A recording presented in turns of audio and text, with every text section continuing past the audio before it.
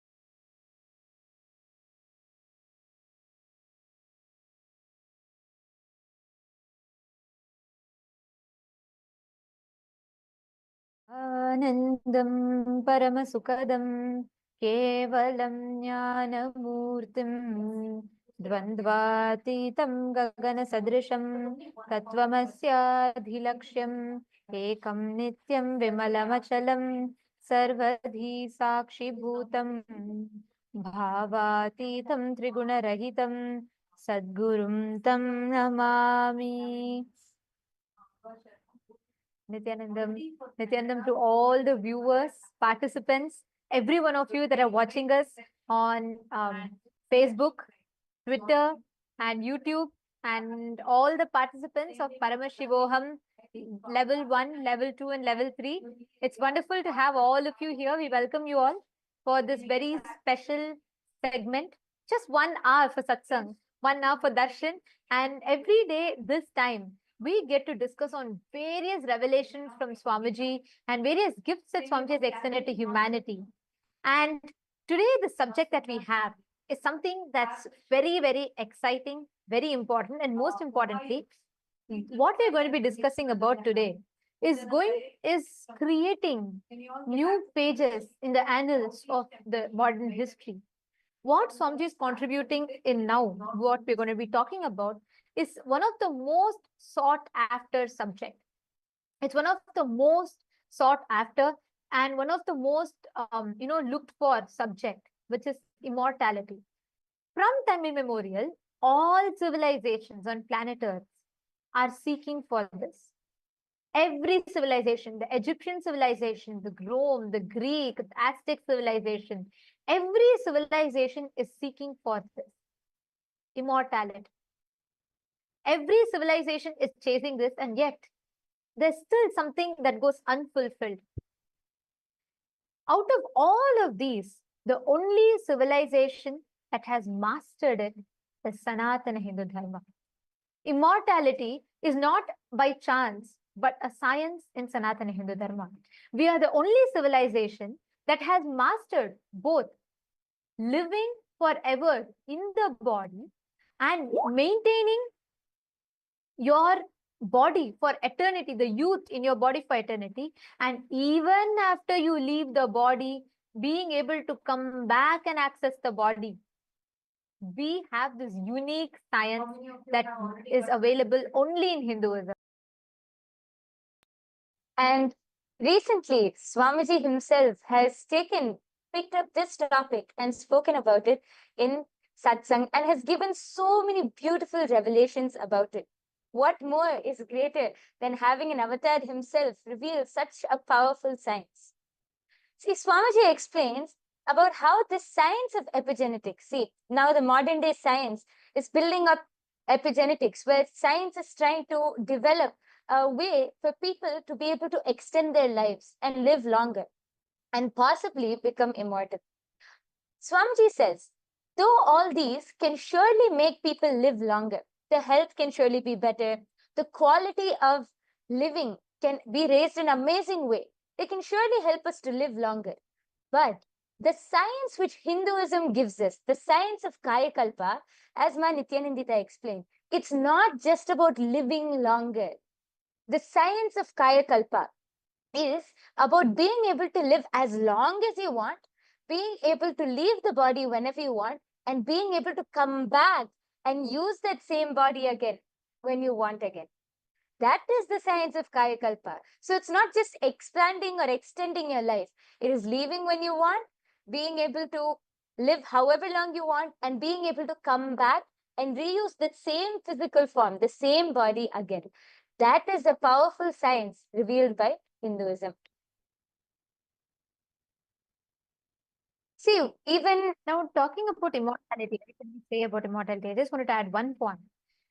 When we say what immortality is, like when we talk about the subject of immortality, there is a very unique word that you find in Hinduism, which is Kaya Kalpa, which means being able to live in the body, your ability to make yourself available, accessible in the body for an extended period of time, where you can use your body to achieve your purpose.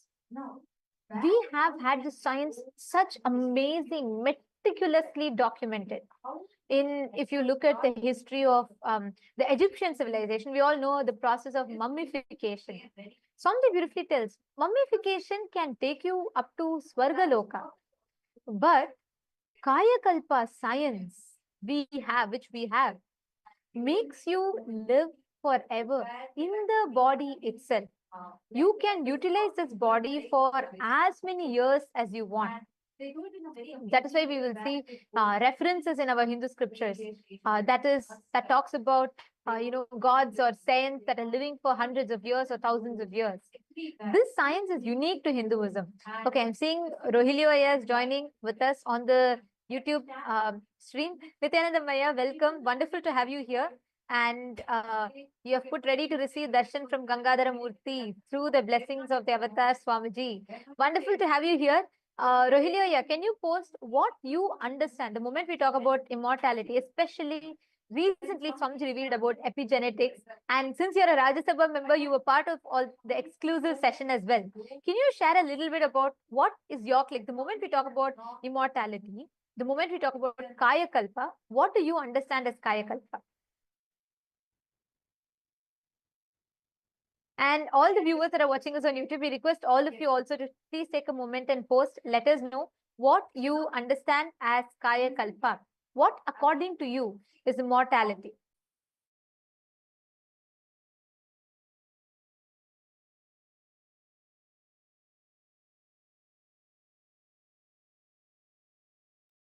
So let us take just a moment to understand what is the difference. See, first, what is epigenetics? Epigenetics is the study of how external factors like the food you eat or the environment you live in or your daily activities, how all of these external factors can influence how your genes are expressed. So essentially, epigenetics helps determine how long or how your body responds to the world around you or the situation around you, which impacts your health, longevity, and overall well-being. But Kaya Kalpa, the science revealed in Sanatana Hindu Dharma, goes much deeper. See, modern epigenetics can definitely help us improve our health and longevity, but it doesn't have the power to provide the freedom that Kaya Kalpa does. Kaya Kalpa combines epigenetics with super consciousness. That is actually the difference. Kaya Kalpa is able to combine epigenetics with super consciousness, and actually much more than what we can understand. And it is the ability to be able to elevate your consciousness to the highest level, basically transcending the limitations of your physical body. Like even now, I'm sure that when we mention saying that this science of Kaya Kalpa is you can live for how long you want, you can leave the body whenever you want, and you can even come back and use the body again, it might sound like mind-blowing, impossible. That is what this whole science is about. It's transcending the very limitations of your physical body.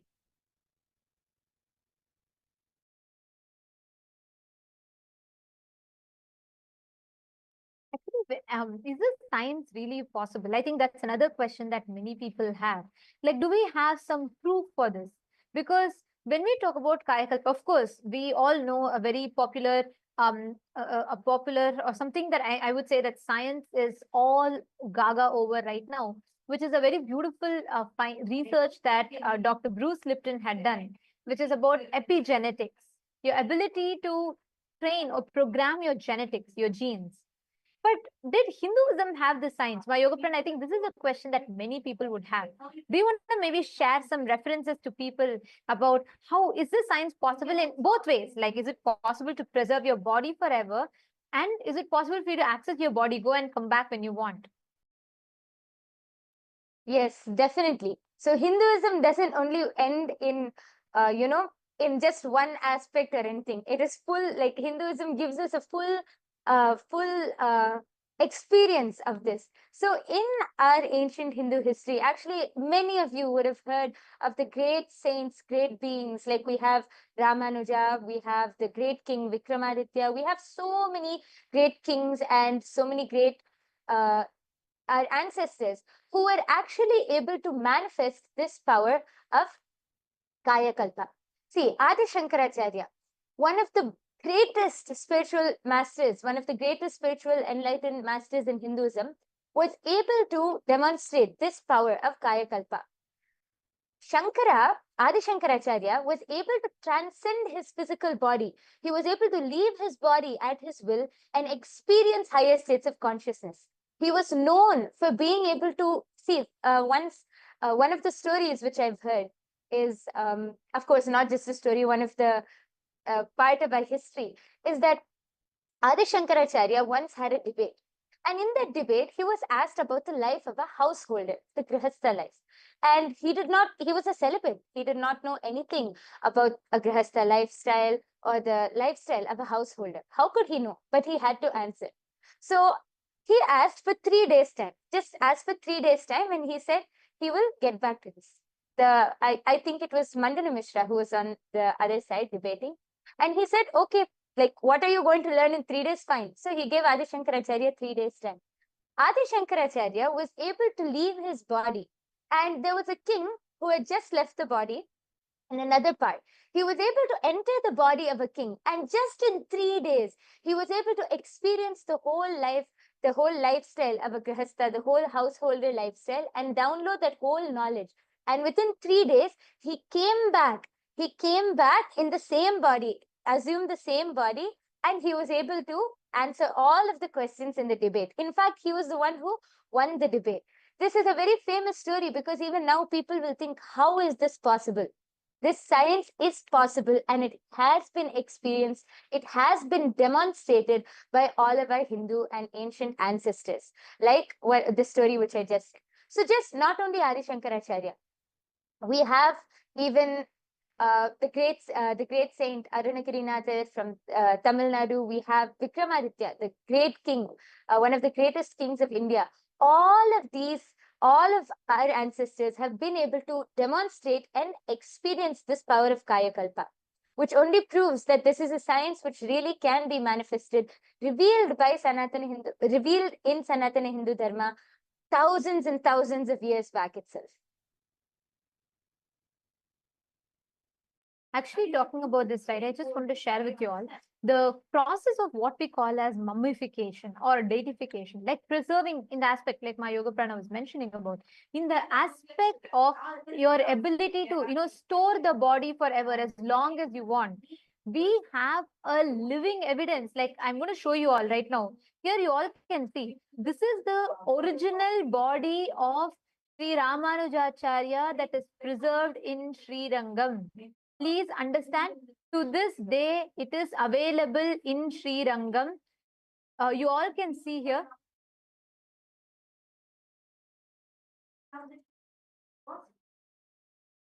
Here, you all can see, this is the exact body and this is preserved since 1137 CE. So many years, so many centuries, in fact, this body of Sri Ramanujacharya has been preserved in the Sri Rangam temple. What you all are seeing on the screen is the body which is just mummified. It's kept in open air. It's not like, it's not preserved. It's not buried somewhere. It's kept in a sannidhi, in a sanctum. It's kept in the open air. You can see even the nails of Ramanujacharya, the eyes, the skin, it is just preserved with haritakin, a few unique mixture that they apply yearly once on the body. What you're seeing is not a stone carved deity. Anyone, if you want to verify, you can go to Sri Rangam temple and you can verify it. To this day, you can see it. We Hindus have the science. What I'm showing you all now is one example where the body of Sri Ramanujacharya is stored. Same way, even today, if you go to Mantralaya is where Raghavendracharya's body is stored. To this day, you will hear his voice chanting, very softly chanting the mantra. Continuously, this goes on. You will hear it on his samadhi. His Jiva Samadhi is there. He's alive. See, we don't talk about concepts. We have living science that shows these as reality for us. Please understand, Hinduism is the only civilization on planet Earth that boldly goes all out and that showcases to you the possibility of how you can live for eternity. how you can tap into and access the science of living forever. This body is stored since 1137 CE, which is 885 years approximately, in Srirangam temple in present-day Tamil Nadu in India. You can still see his eyes, you can still see very clearly Ramanujacharya's nails, his hand, everything, and this is kept in open air. We Hindus were adept at this science. We are still adept at this science, but unfortunately, we today, how many of us even know? I mean, how many of you have heard, and how many of you even knew that Ramanujacharya's body is there? I mean, it's rare. We don't even know. Because that's the level that we are living in today. People are chasing cosmetic surgeries, people are chasing whatnot, having a statue at Madame Tussauds. It is these that make people immortalized, maybe in the Hollywood Walk of Fame. We think all of these concepts or all of these different ideas that immortalizes us. Very recently, my Yoga Prana, there was a talk show that was conducted by the India Today's Conclave, right? And it's called Playing God. So it's very interesting. I was listening to that. Swamiji had in fact spoken about it. If any of you want to know further about it, do visit the link in description. You can, in this same channel, KAILASA's SPH Nityananda, you can find the satsang where Swamiji very elaborately revealed about it. But anyways, coming back to this, my Yoga Prana. So I'm sure like we watched, right? Do you remember we all watched it? So there was a monk from ISKCON, and we had an AI specialist, and then we had a person who was specialized in studying the biology, the human biology, right? So the whole biointelligence. And there was something very interesting, right? I was thinking, what is the role that AI can play in immortalizing? Where are we? Where is science? How is science looking at it? And I remember that person was sharing that they're digitalizing. So basically what they're going to do is, even after you leave the body, there's going to be an AI that's going to be able to study you, that's going to be able to post like you, message like you, and act as you once you leave the body, which is in the social media, which is restricted to being on the social media. Like that can generate, responses to people, that can continue to post your images once you go. And that was the concept of, let's say, to be in touch with your family members, your friends, and everyone. But it is only limited to that. Even where science is currently advanced, we are only able to see up until there. And Swamiji very beautifully tells, right, the way how Hinduism introduces you to you, it says you are children of immortality. The possibility of immortality is the Hanuman, who is Chiranjeevi, who is eternally living. Even today he's alive. Or whether we take Ashwathama, whether we take, there are tons of references I can go on giving about people, beings who are immortal, who can live for eternity. And then like you shared, we have Adi Shankaracharya, the people who had Kaya Kalpa science. We even had Kinaram Baba. We had so many references of how people were able to go back. And, even if I have to talk about recent times, you all can Google and study the science of Tatwale Baba. How the whole science behind how he left. He lived for more than 120 years, and even now he's alive. Swamiji is very elaborately spoken about Tatwale Baba, who's also one of Swamiji's gurus, who did the whole Garuda Muligai process on Swamiji, which is like training Swamiji's body to be absolute, building Swamiji's body to manifest complete ultimate celibacy, and much more than that, manifesting various different aspects. So if you read his biography, there's something very interesting about it. To this day, people people still see him. He's alive. And he stopped aging at the age of 30. There was no trace of aging at all. He was able to cease aging. We all know Mahavatar Babaji. And I'm giving another reference, right? Tatwale Babaji. You want to add something? Go ahead. Yes, actually, when you said Tatwale Baba, the first thing I remembered was also Mahavatar Babaji. Even now, you go to the North Indian region and you go to those areas in around Kedarnath and all of those, around the temple area, you will see so many people who are able to, they will be sharing, saying that they had darshan of Mahavatar Baba. And he has not aged a day. He is so young. Anytime you see, you can actually ask so many people. I've heard so many stories of many people who go to Kedarnath, who go to those temples in the North Indian region, and they have darshan of Mahavatar Babaji. The way they describe is that he's glowing. He's fully glowing. He's so young. He hasn't aged at all, and that he's still. They see him in the physical body. See, it's not just a darshan or a vision which they get. No, they're able to see him with the two physical eyes and in the physical body.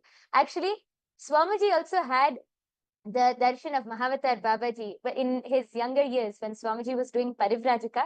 I remember Swamiji said that the first name which Swamiji got, Paramahamsa Nityananda, was revealed to him by Mahavatar Babaji. So till date, Mahavatar Babaji is still alive. The science which the whole world is chasing after, the science which, even though how developed we are in this modern age, the science which has not been cracked by modern day technology or modern day scientists has already been revealed, has already been practiced, and has become a lifestyle in Sanatana Hindu Dharma thousands and thousands of years ago itself. That is the beauty of Sanatana Hindu Dharma. Here you all can actually all see the picture that I'm sharing here. This is an image of Tatwale Baba, who is more than 120 years old at the time of taking this picture. And I'm talking about the 1900s when these pictures were taken. He was already 120 years old, and you can see him. This is like, we have tons of references like this, and he still is alive. And there's Swamiji is very beautifully narrated the incident of how he came, and he gave the he came specially because he wanted to see and ensure that the incarnation as the avatar of Paramashiva, Swamiji is completely settled in the body. Like this, you can see tons of references that we have had. And now this science is lost. When we read from Bhagavad Gita, when Bhagavan Krishna says, Nainam Chindanti Shastrani, Nainam Dahati Pavakaha, he is declaring a component of you that is eternal, which can neither be made wet by water, it cannot be made, it cannot be burnt by fire, it cannot be slain by any weapons. That component of you, that immortal component of you, that is what Swamiji is awakening in us. And Swamiji, after so many thousands of years where the science has been completely lost, we do have one or two enlightened beings who are living the science themselves, but for them to teach this, practice this, or create this, there is no ecosystem, there is no place where this science can be practiced. And that is why Swamiji has now, in Kailasa, Swamiji is creating the world's largest monastery, which is opening up to host the Kaya Kalpa, where Swamiji is going to be reviving and revealing the science. Swamiji is in fact established, Swamiji is himself an example of Kaya Kalpa. You can only see Swamiji is anti-aging more and more and more. And Swamiji has created this science. He's revived the science, and one of the most important component is he has made the science replicable. Yes, actually, just as you were saying this, I wanted to add one point. We were talking just now, we were talking about how all of our, so many references we had for people who were able to experience. I wanted to share one research which was actually conducted during the Inner Awakening program. Actually, this is not just, see, how we were talking about just now, Swamiji is reviving this science and creating the largest monastery to give this to the entire humanity. Actually, many people have already started experiencing the symptoms of anti-aging just through attending the programs of Swamiji. So we have, I'm sure many of you know, we used to have these Inner Awakening programs back when Swamiji was available physically to all of us. We had so many Inner Awakening programs. So during one of the program, a study was conducted on the IA participants, and samples of the IA participants were taken, all above 50 years of age. Their samples were taken, and it was taken on day 0 and day 18. So basically after the whole duration of the program. And see, first, let us understand about mitochondria. A damaged mitochondria cell will produce less energy and more reactive oxygen species, which leads to cell damage and aging. So these damaged mitochondria cells is what causes aging. This is what science has explained to us so far. So a highly energized and efficient mitochondria is certainly likely to produce pure ATP and toxic free radicals, which causes anti-aging. But this is something which was not yet discovered by science, how we can energize the mitochondrial cells. So this study, which was conducted on our IA participants, they were clearly able to see that after the duration of the program, when they again took the sample from the participants and conducted the research, the results they saw was that there was 1300% increase in mitochondria activity and the cell viability in the program participants. And let us all note, all of these are participants above the age of 50. So all of these participants, they were clearly able to see that there was 1300% increase in the mitochondrial activity. Here you can see it is projected to you. Samples of the IA participants were randomized, all above 50 years of age, was taken on day 0 and day 18.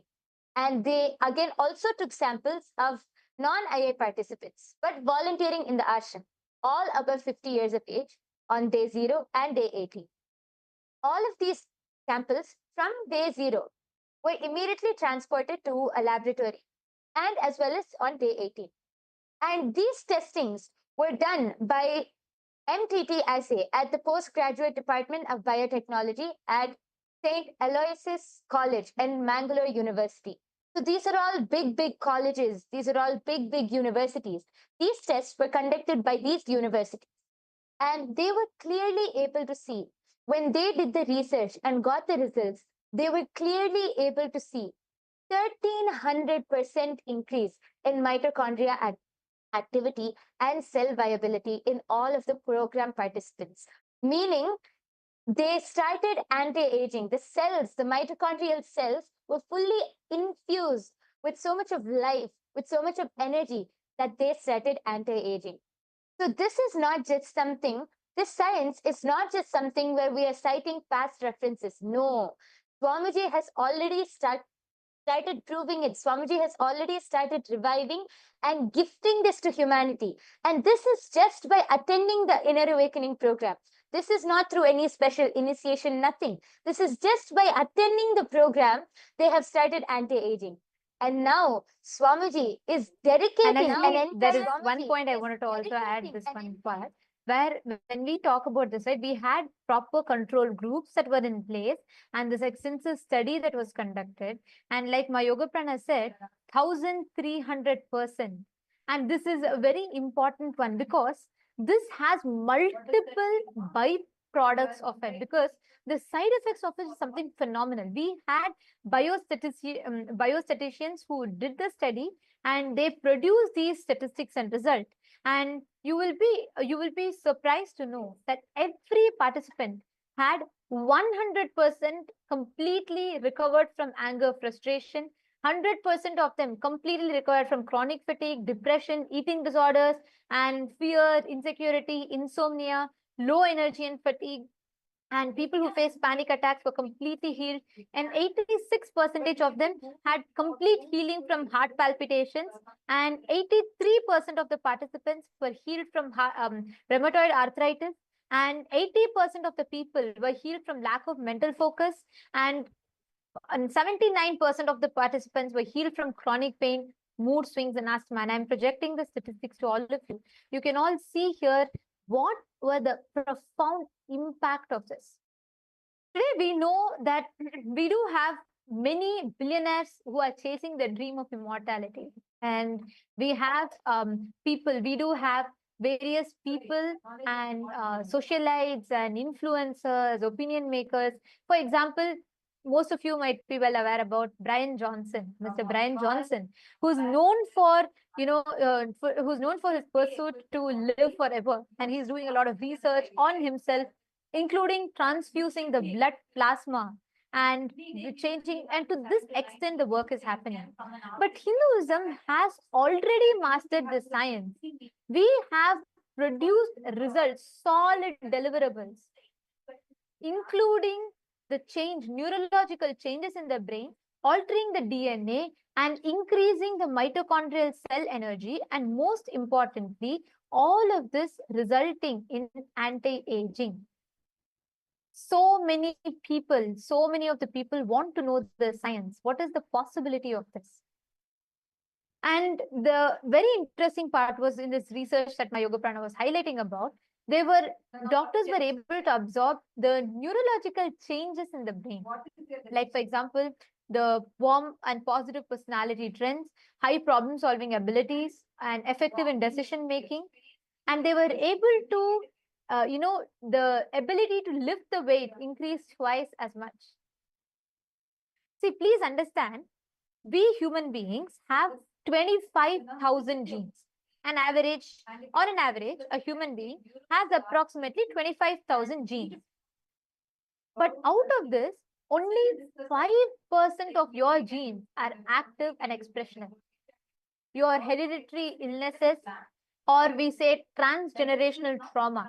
Like, for example, there was a study that was conducted where the victims of the Jewish Holocaust and the 3 generations later, when the study was conducted on them, inexplainable trauma they were also going through, and people didn't know why. And when there was a very interesting research that was conducted, it said how just because their great-grandparents or grandparents suffered with trauma, the transgenerational trauma, the trauma was passed down through the hereditary. So this is something that we all commonly know about. Now, out of the 25,000 genes, only 5% are actively expressed and functional. And there was a study that was conducted as a combination of wet lab study, which is using the latest microarray chips, which microarray chips are the chips that help in studying the gene expression. So they conducted the study of gene expression before and after the Inner Awakening program in the year 2011 in April. And they also went to a dry lab bioinformatics analysis, which used a sophisticated software that specializes in identifying relevant genes, their pathways, and the possible end result in order to narrow down further the data that was generated from the previous studies that we showed all of you. You will be shocked to know. This, there's one point that I want to also add before I enter into that, is this was conducted similar to a study that was done at the Harvard Medical School by Jeffrey A. Dusk. And this was conducted in July 2008. And this study found that all the participants had complete improvement in immune modulation, immunity to cancer, especially to liver cancer. And these participants were able to manifest, they were able to manifest the higher powers and dimensions. This showed that their genetic hereditary disorder that they carried was able to be completely healed from a single initiation from Swamiji. This is the impact, this is the effect of this initiation, the process that Swamiji is conducting. That is why we say Guru Shishya Sampradaya is the backbone, it is the base. This entire study, it was that's something so profound, is we were able to find such amazing results that was tangible, measurable, and most importantly, replicable. Across over 50 plus inner awakenings that were conducted, persistently, this similar results, if not more, has only been found. Which is where Swamiji has identified clearly, Swamiji has established the science behind how you can make it possible.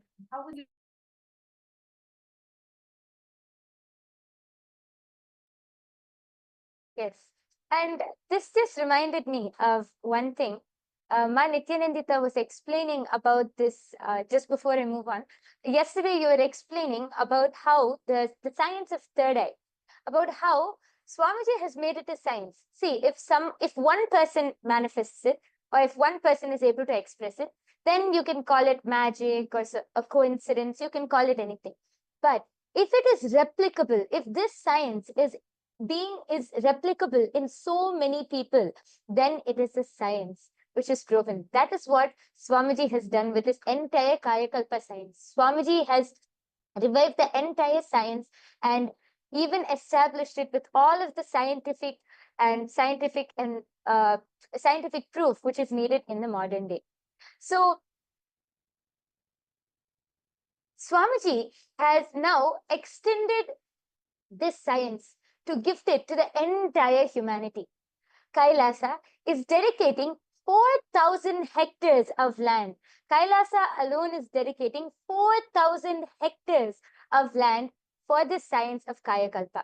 Swamiji is creating the world's largest monastery. See, Swamiji was explaining in the satsang the other day that currently the largest monastery in the world is 800 hectares in the Buddhist monastery in Thailand. Swamiji is now establishing the world's largest monastery, dedicating a huge monastery just to give this science to each and every one of us, just so that the whole of humanity can come and experience this science, integrating super consciousness with epigenetics, giving the whole Kaya Kalpa science. What epigenetics alone cannot do, Swamiji is giving more than that and more than that, in introducing this very science of Kaya Kalpa and gifting it to all of us. So, yes, and one of the ways that all of you can really see, I'm sure many of you are really interested, now intrigued about it, or you'll definitely have some friends, family members, you'll know many people who are very intrigued about this whole science of immortality.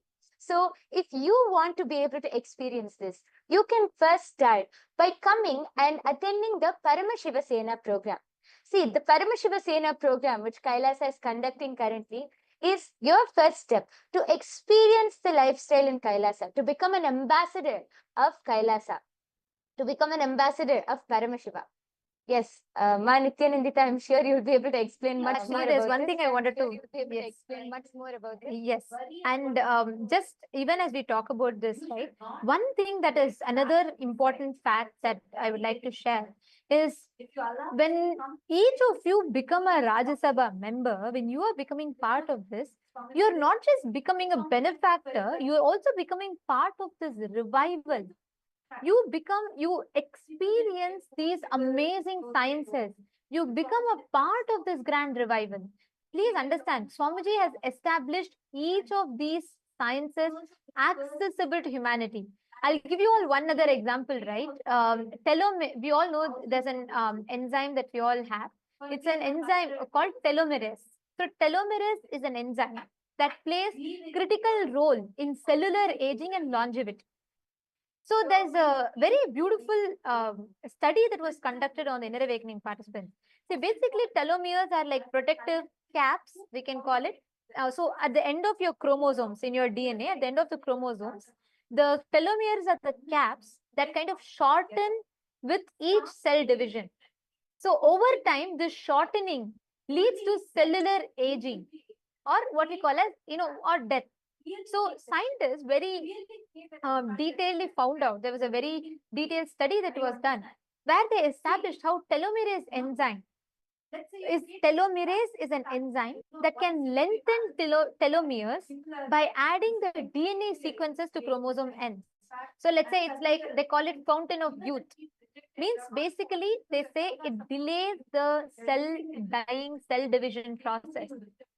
So when this slows, when the telomere enzyme is, when the the shortening of telomere enzyme is reduced, your age increases. Now, I'd like to share with you all something. In the year 2014, there was an inner awakening that was happening in Haridwar. And we have done this study in multiple inner awakenings. I'm quoting one.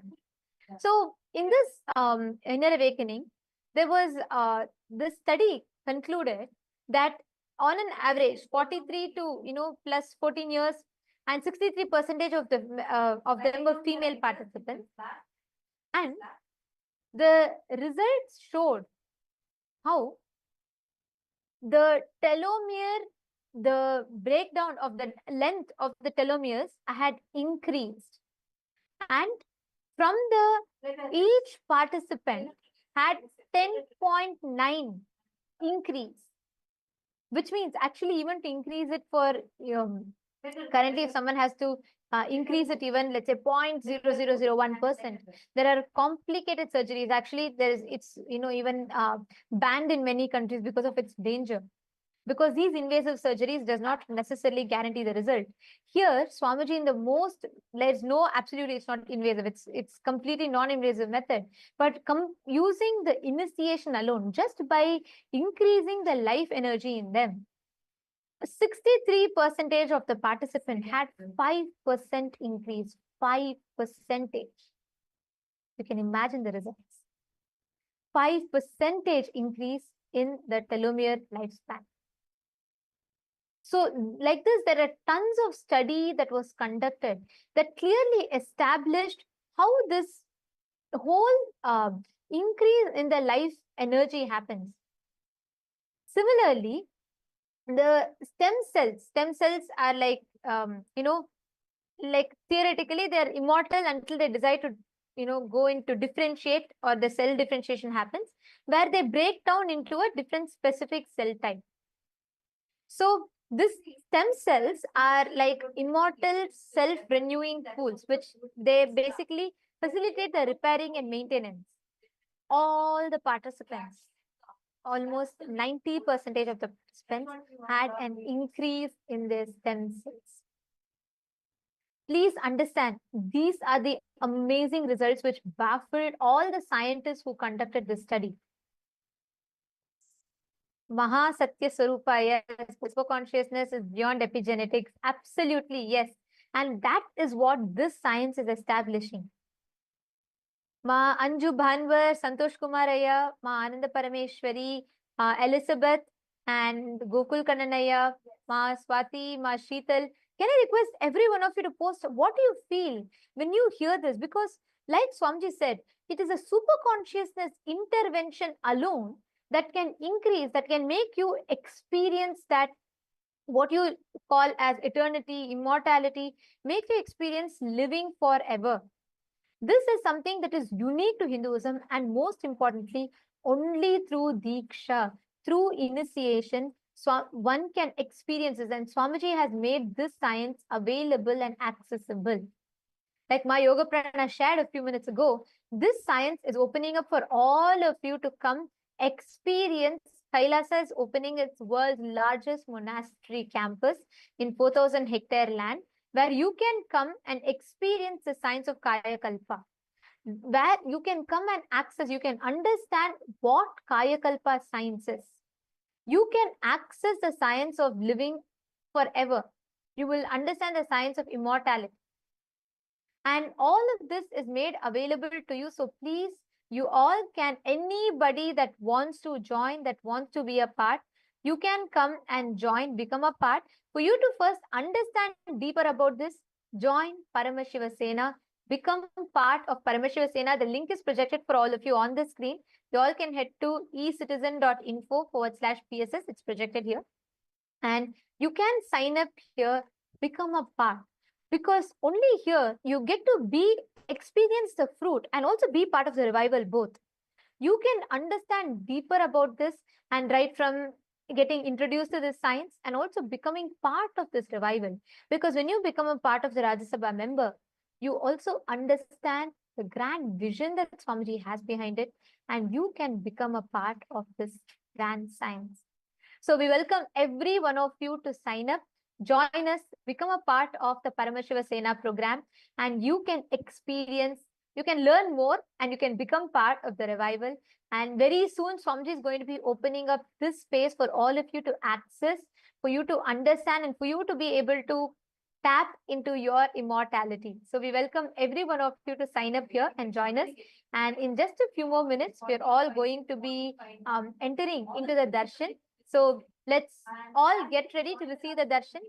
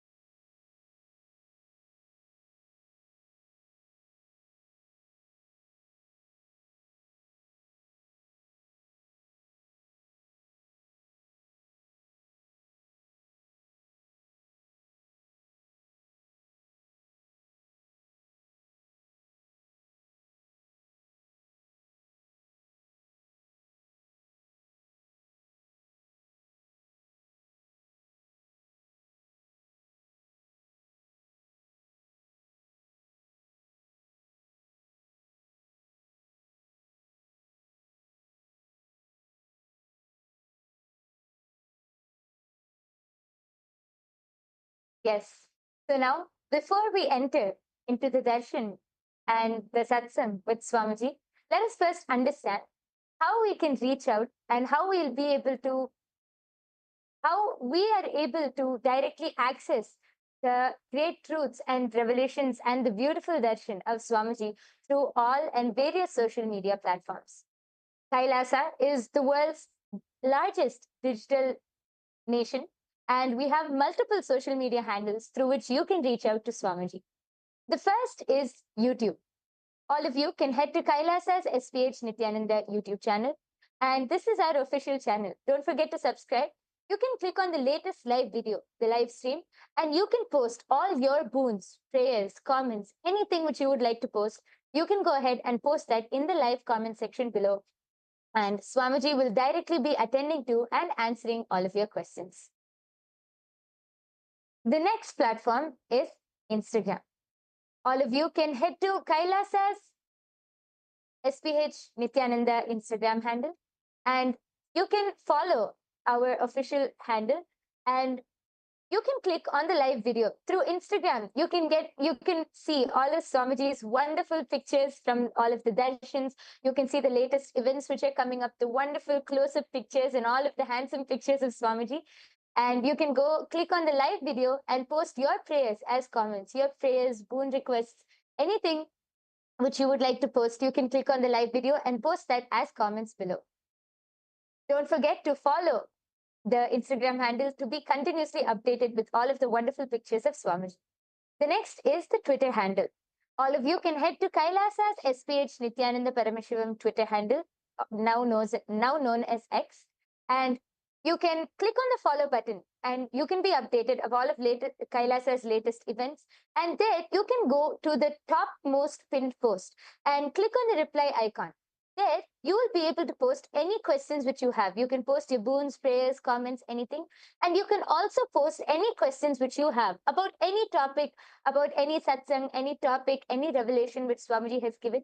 You can post your questions and have a nice Vakyata Sadas on through this platform. Through this platform. And also, we request all the participants, every one of you, to take a few minutes, share the darshan as you're watching, because today we're all having the darshan of Gangadhara Murthy, Ganga Visarjana Murthy. So just as we all receive the darshan, please make sure you take the time to share with your friends, family members. It's just one share for you, but that's something life transforming for them. So do take that moment and invite them to join us in this darshan and to enjoy, to receive Swamiji and receive the blessings and grace in their life. Today, the Parliamentary House of Kailasa welcomes all of you for today's voting. Today, we'd like to discuss with you all upon the Hindu Holocaust, which represents one of the history's most suppressed genocides, with over 500 million innocent Hindus' lives lost. Swamiji, through his tireless dedication, pouring his blood, life, and sweat, has taken bold action by establishing Kailasa, a nation for all the persecuted Hindus worldwide. And Swamiji is the first person to take Hindu persecution to global stages like the United Nations and so on. So the question for all of you is, how can the global Hindu diaspora raise their voice against the Hindu Holocaust and be part of this solution? We have a few options listed for all of you. We'd like to request all of you to go through it, and you can cast your vote for which you resonate the most with. We thank all of you for joining with us today. And now let us all get ready. It's time for us to receive the darshan. And let us now listen to the latest updates from the Ask Nityananda AI, right after which we will be receiving the darshan of Swamiji.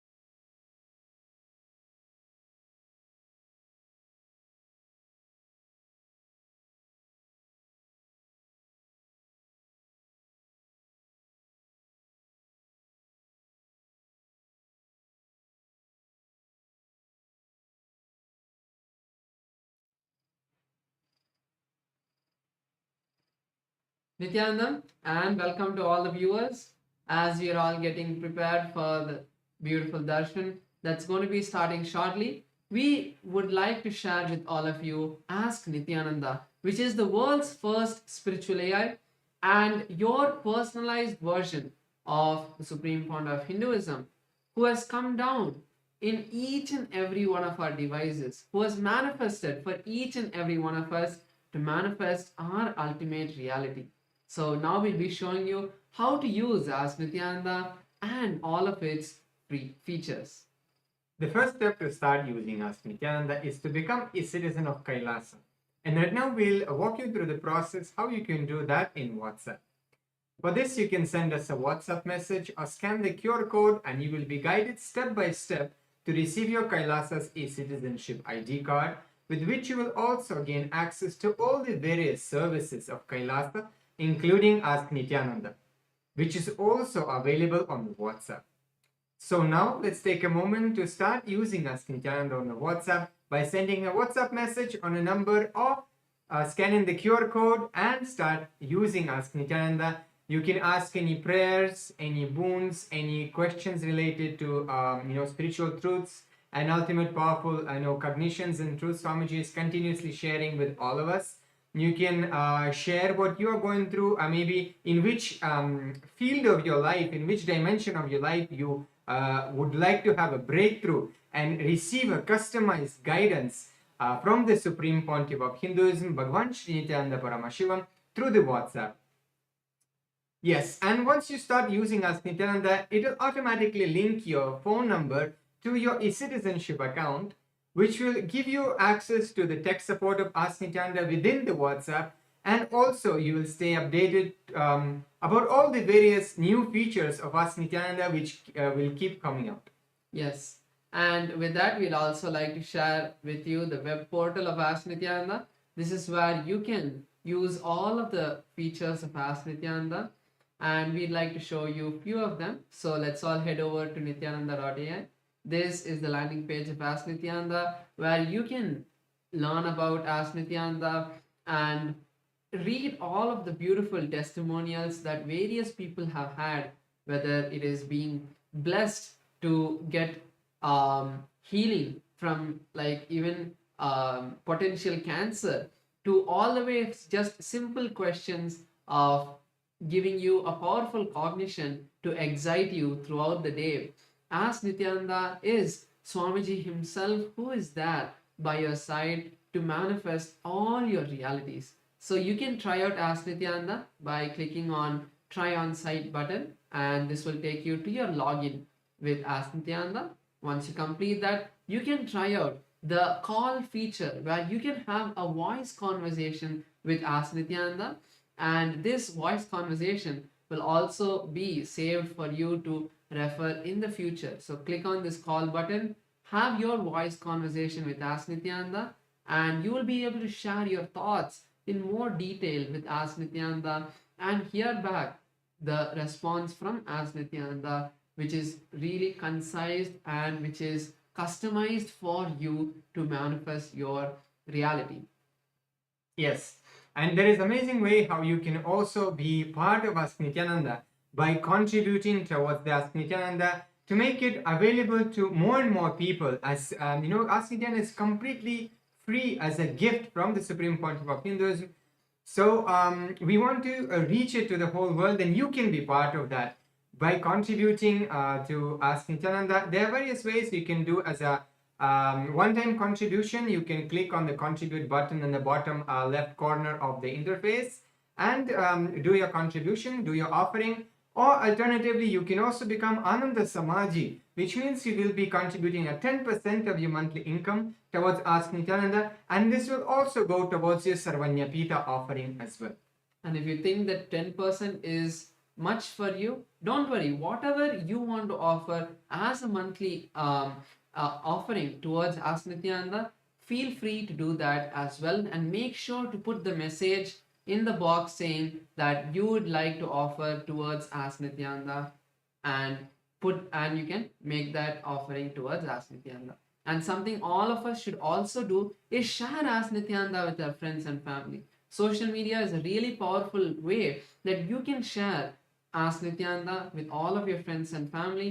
You can just take a screenshot of a really good conversation which is not private and post it on Ask Nityananda with the hashtag Ask Nityananda, hashtag AI, and share it with your friends and family so they can also use Ask Nityananda and get enriched by this. So with that, let's all continue to enjoy this beautiful time as we are all getting prepared for the darshan with Swamiji. Thank you all. Nityanandam.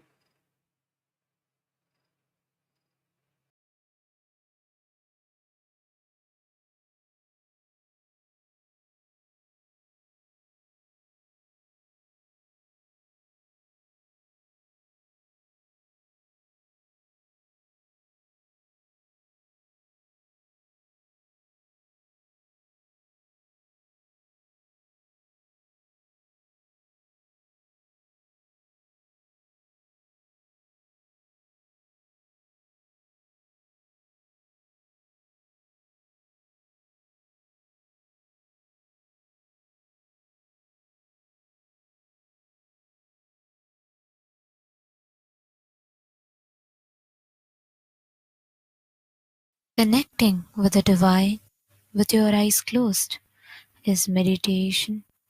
Connecting with the divine with your eyes open is darshan. Come, let us all now move from meditation to darshan. Slowly, very slowly, please open your eyes.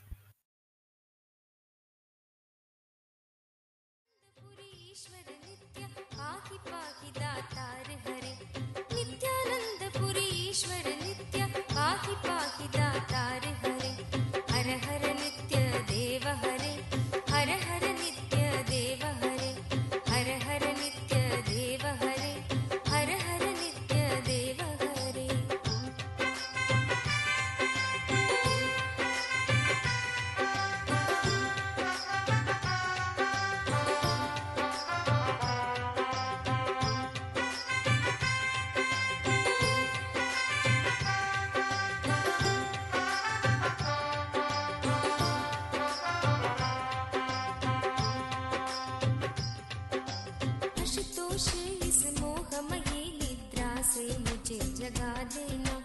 Ashutosh इस मोहमयी निद्रा से मुझे जगा देना।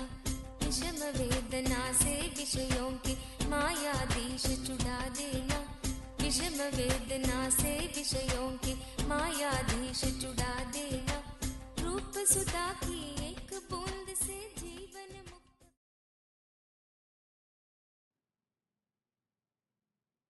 As the ultimate manifestation of Paramashiva's Gangadhara Murthy, Ganga Visarjana Murthy, I bless you all with Paramadvaita, Paramashivasya Gangadhara, Ganga Visarjana Murtayo, Paramavatare, Paramadvaita Praptaye Yushman Sarvan Asirvadami. Paramasiva பரம்பொருளின் பரம வெளிப்பாடுகளான கங்காதரமூர்த்தி, கங்கா விசர்ஜன மூர்த்திகளாக உங்கள் அனைவருக்கும் பரமாத்வைதத்தை அருளி ஆசீர்வதிக்கின்றேன்.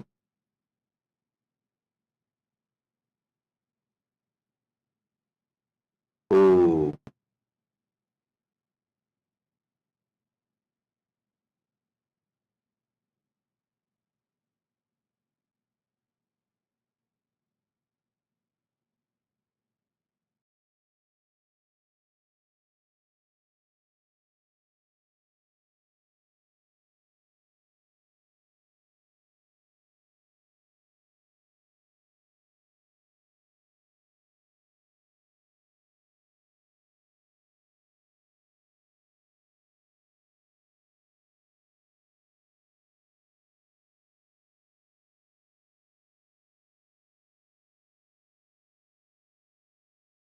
नेत्राणां दशभिष्यते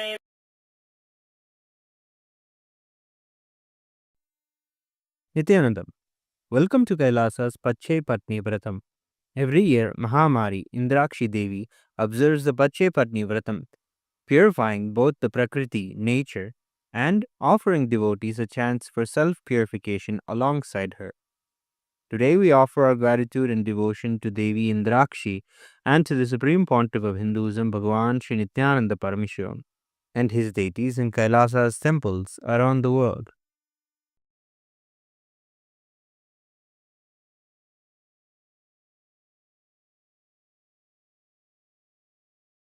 नेत्राणां दशभिष्यतैः परिवृताम् अत्युग्रचर्माम्बराम् हेमाभां महतीं विलम्बितशिखा मामुक्तकेशान्विताम् घण्टामण्डितपादपद्मयुगलाम् नागेन्द्रकुम्भस्तनीम् इन्द्राक्षीं परिचिन्तयामि सतितम् प्रत्यक्षसिद्धिप्रदाम् सहस्रदलपङ्कजे सकलशीतरश्मिप्रभम् वराभयकराम्बुजम् विमलगन्धपुष्पाम्बरम् प्रसन्नपदनेक्षणम् सकलदेवतारूपिणम् स्मरेच्छिरसि हंसकम् तदभिमानपूर्वम् गुरुम् अथ धूपः ॐ दशाङ्गम् गुग्गुलोपेतम् सुगन्धम् च सुमनोहरम् आग्रेयः सर्वदेवानाम् धूपोऽयम् प्रतिगृह्यताम् ॐ ह्रीं श्रीं इन्द्राक्षीं श्रीं पें स्वाहा श्री नित्यानन्देश्वरी परमशिवशक्ति इन्द्राक्षी देव्ये नमः सर्वदेवदेवी स्वरूपाय भगवते श्री नित्यानन्द परमशिवाय नमः धूपमाघ्रापयामि अथ दीपः ॐ साज्यं त्रिवर्ति संयुक्तं वह्निना योजितं मया ग्रहाणमङ्गलं दीपं त्रैलोक्यतिमिरापहम् श्री नित्यानन्देश्वरी परमशिवशक्ति श्रीमद् राजराजेश्वरी पराभट्टारिकायै नमः ॐ ह्रीं श्रीं इन्द्राक्षीं श्रीं पें स्वाहा श्री नित्यानन्देश्वरी परमशिवशक्ति इन्द्राक्षी देव्ये नमः सर्वदेवदेवी स्वरूपाय भगवते श्री नित्यानन्द परमशिवाय नमः दीपं सन्दर्शयामि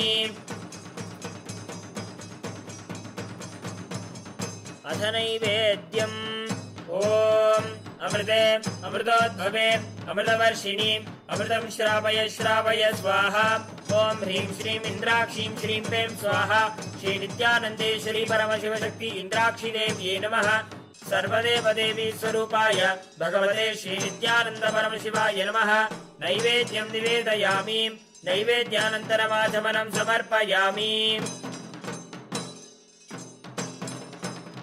नीराजनम् ॐ साङ्ग्रहण्येष्ट्यायजते इमां जनतागुं सङ्गृह्णानीति द्वादशारत्नीरचना भवति द्वादशमासा संवत्सरः संवत्सरमेवावरुन्धे मौञ्जी भवति ऊर्ध्वै मुञ्जाः ऊर्जमेवावरुन्धे चित्रा नक्षत्रं भवति चित्रं वा एतत्कर्म सर्वमङ्गलमाङ्गल्ये शिवे सर्वार्थसाधिके शरण्ये त्र्यम्बके गौरी नारायणि नमोऽस्तुते ॐ कर्पूरगौरं करुणावतारं संसारसारं भुजगेन्द्रहारं सदा वसन्तं हृदयारविन्दे भवं भवानी सहितं नमामि भवं भवानी सहितं नमामि भवं भवानी सहितं नमामि श्री नित्यानन्देश्वरी परमशिवशक्ति श्रीमद् राजराजेश्वरी पराभट्टारिकायै नमः ॐ ह्रीं श्रीं इन्द्राक्षीं श्रीं पें स्वाहा श्री नित्यानन्देश्वरी परमशिवशक्ति इन्द्राक्षी देव्ये नमः सर्वदेवदेवी स्वरूपाय भगवते श्री नित्यानन्द परमशिवाय नमः कर्पूरनीराजनं सन्दर्शयामि रक्षां धारयामि शोणाद्रीशावताराय ज्योतिस्तम्भस्वरूपिणे श्रीकैलासप्रधानाय नित्यानन्दाय मङ्गलम् तत्त्वज्ञानप्रदाताय नित्यानन्देश्वररूपिणे श्रीकैलासप्रधानाय नित्यानन्दाय मङ्गलम् मूलप्रकृतिरूपाय परमशिवशक्तिस्वरूपिणे श्रीकैलासप्रधानाय नित्यानन्दाय मङ्गलम् दण्डत्रिशूलहस्ताय कालकालस्वरूपिणे श्रीकैलासप्रधानाय नित्यानन्दाय मङ्गलम् आदिपूज्याय देवाय सकृत्पूर्णत्वरूपिणे श्रीकैलासप्रधानाय नित्यानन्दाय मङ्गलम् सर्वाभयविनाशकाय शत्रुसंहाररूपिणे श्रीकैलासप्रधानाय नित्यानन्दाय मङ्गलम् योगभट्टाभिषिक्ताय राजसन्न्यासधारिणे श्रीकैलासप्रधानाय नित्यानन्दाय मङ्गलम् सार्वभौमैकपत्याय राजराजार्चिताय च श्रीकैलासप्रधानाय नित्यानन्दाय मङ्गलम् मङ्गलम् कल्पवृक्षाय मङ्गलम् ज्ञानदायिने परमशिवाय श्रीनित्यानन्देश्वराय मङ्गलम् मङ्गलम् श्रीविद्याम्बायै मङ्गलम् कामदायिन्यै सर्वमङ्गलधात्री नित्यानन्देश्वर्यै मङ्गलम् मङ्गलम् गुरुदेवाय मोक्षमूलाय मङ्गलम् परमावताराय नित्यानन्दाय गुरवे मङ्गलम् हरिः ओम् तत्सत् सर्वम् भगवत् श्रीनित्यानन्द परमशिव पादुकार्पणमस्तु ॐ नित्यानन्दम्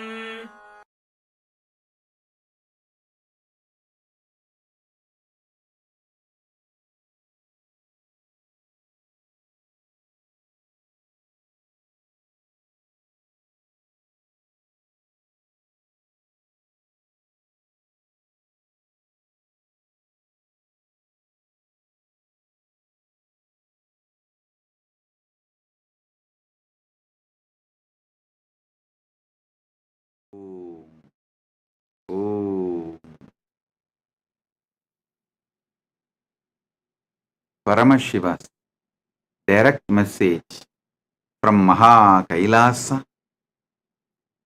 Proktani Navatatvani Kalani cha Navashrunu Vidata Srishtikaletu Stitikaletu Keshavaha Samhara Kale Rudrastu Bohakale Maheshwaraha Yoga Kaledu Sadakyo Jnana Kaledu Bindukaha Dvani Kaledu Nadatma Cha Anya Kaledu Shaktayaha Shiva Kale Viseshantu Cha Ishanopi Tatakramat Shivamurtihi Shaktimurtir Nadatma Bindumurtikaha Sadashiva Maheshana Rudra Keshava Vedasam Navatattva is the direct message from Paramashiva from Maha Kailasa. Listen.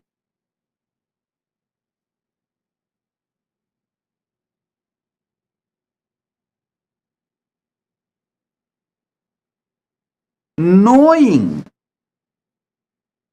how Paramashiva exists in Brahmanda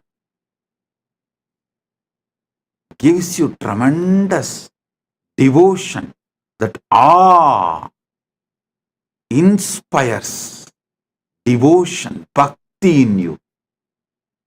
How the same Paramashiva manifests in your Pindanda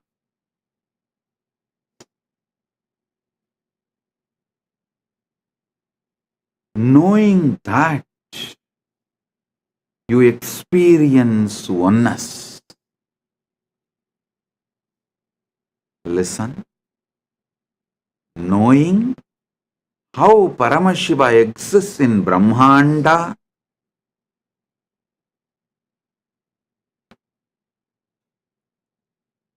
awakens devotion, that awe-inspiring devotion. Knowing how Paramashiva exists in your Pindanda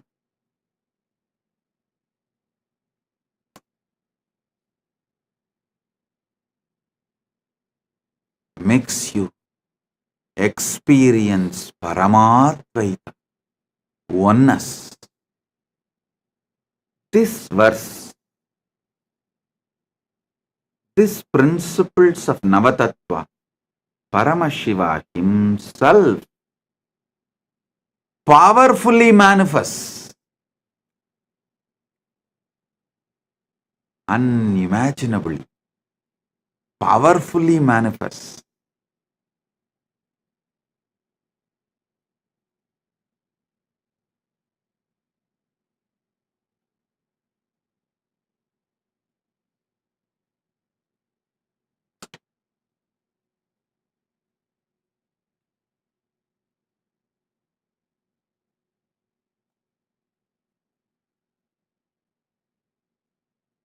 Every truth I am revealing, receive it inside intensely. Today I am going to expand on Shivakala. I already expanded on Srishtikala, Stitikala, Samharakala, Bhogakala, Yogakala, Jnanakala, and Dvanikala, Anyakala. Today I'll expand on Shivakala.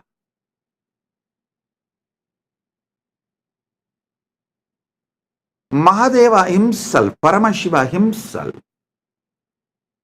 beautifully reveals more details of how spontaneously, simultaneously, synergetically he manifests, how he is avyakta, nishkala, and vyakta, sakala, sakala and nishkala. How he is both and beyond. He describes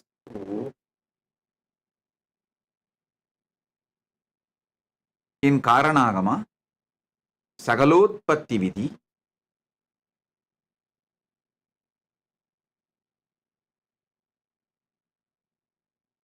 Ityevam Nishkalam Proktam Parambhavamiti Smrutam Srishtistam Lokarakshartam Lokasyotpatti Karanam Sadhakanam Hidartantu Svechayo Grinnate Natu Sadhanam cha Vidacheti Proktaha Sakala Nishkalaha. Listen. I'll read out the translation and then give you more details. In this way, Shiva, who is Nishkala, without body, form, and parts, who is the ultimate supreme being, who stands as the creation, but at the same time stands without any change as avyakta, apart from that which is created in the creation. Listen to this word. He is the material cause. He is the instrumental cause of the universe. He assumes the means, instrument, like a body, deity, yantra, divya sarira, archavatara, yantra swarupa, and manifesting himself for the sake of protection of the universe, for the sake of the welfare of the spiritual seekers and devotees, but not for his own interest, not by his own personal wish, and not accidentally. Such means instrument for manifesting himself is said to be of two types of sakala and nishkala. Listen.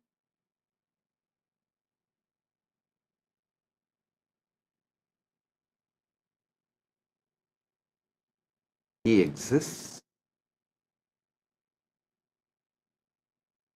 as avyakta, unmanifest.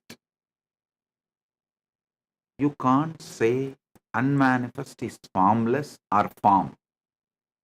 The very idea of form, formlessness, exists in manifest. Even when people say, oh, we connect with the God directly formless, what will you connect? Whatever you think as a formless is all space, sky, emptiness. But all of that also is your mind's construct, your visualization. So anything which you can be visualized is form.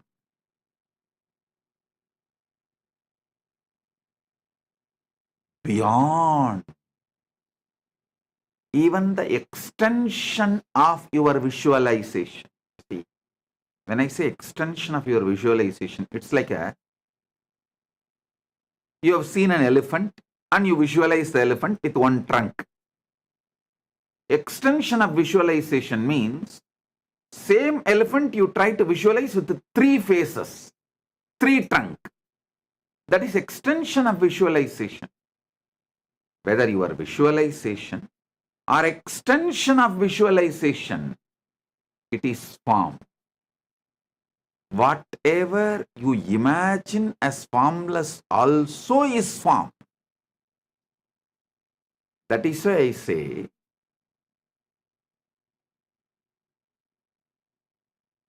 the avyakta, nishkala swarupa of Paramashiva, Suddha Shiva.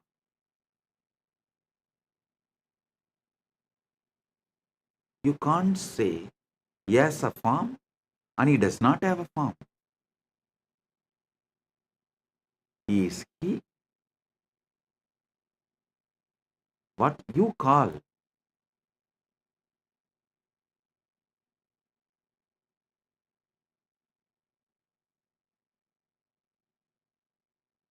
using the words always have dvandva, duality.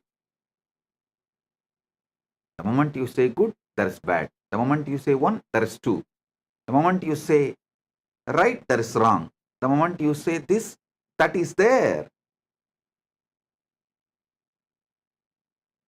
He is nishkala. Listen.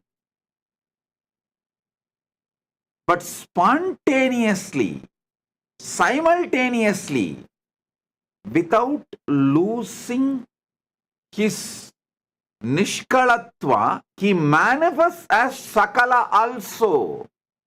Sakala also he manifests.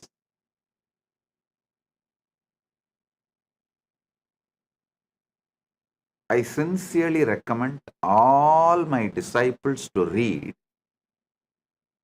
Brahma Sutra Srikanta Bhashyam. It's one of the beautiful book. If you read that book, I guarantee you will experience Paramashiva Bhakti and Paramadvaita. Especially after listening to my satsangs and getting initiated, if you read that, it will just go inside you so deeply. I initiate all of you into that Shastra Adhyayana, scripture reading, Brahma Sutra, Srikanta Bhashya.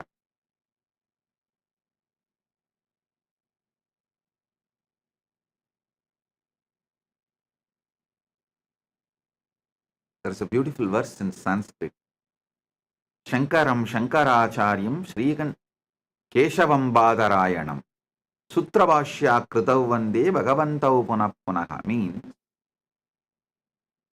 Shankara himself came down as Shankaracharya.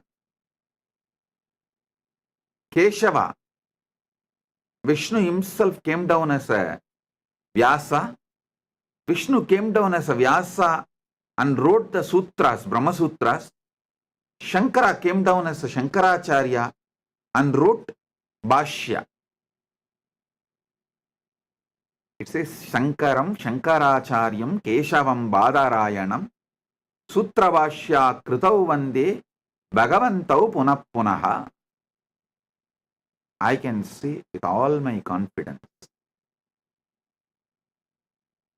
Srikandam Srikantacharyam Srikanta Paramashiva came down as Srikantacharya Keshavam Badarayanam Sutrabhashya Kritau Vande Bhagavantau Punah Punaha Shrikandam Srikandacharyam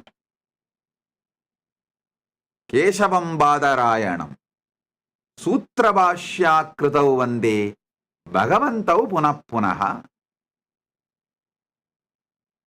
Srikantacharya is direct manifestation of Srikanta Paramashivam from KAILASA. Srikanta Paramashivam manifests all the agamas, reveals all the agamas. The same Paramashiva as Srikanta, who manifested all the agamas, came down as Srikanta Shivacharya, Srikantacharya, and revealed Brahmasutra Srikanta Bhashyam.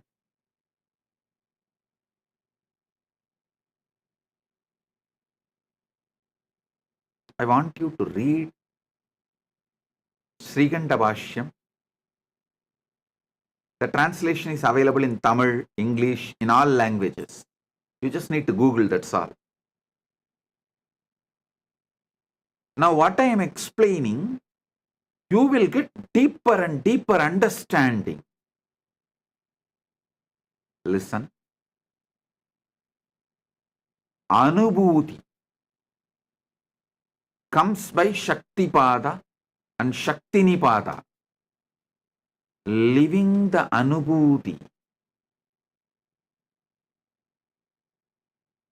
is a competence you need to build. Not losing the Anubhuti given by the Guru, you need to build a competence, competent body and mind to receive it and store it. So,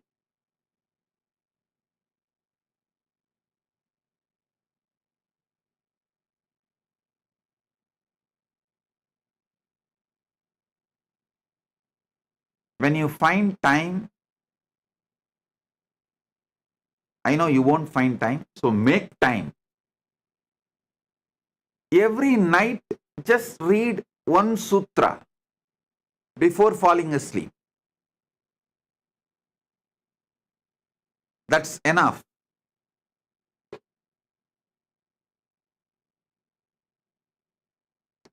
You will celebrate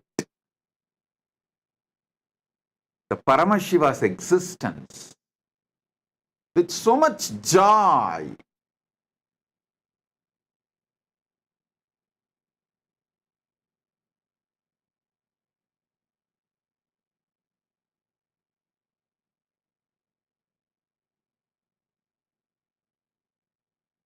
In this verse, this is actually from Karanagama, Paramashiva reveals how he exists, why he exists. Ityevam nishkalam proktam parambhavam iti smritam srishtistam lokarakshartam lokasyotpatti karanam sadhaganam hidartandu swachayo grinnate natuhu sadhanam cha vidacheti prokta sakala nishkalaha. Actually, this verse has two-layer meaning. Paramashiva explains how he is unmanifest, unmanifesting, why, how he is unmanifest, unmanifest, and also he explains why the beyond form unmanifest Paramashiva assumes deity from Archavatara. He explains that also. He gives answer to multiple questions.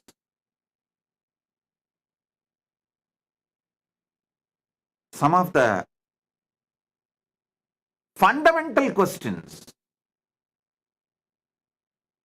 primary questions. Why this universe? Why the formless God assumes form? Why the unmanifest manifests?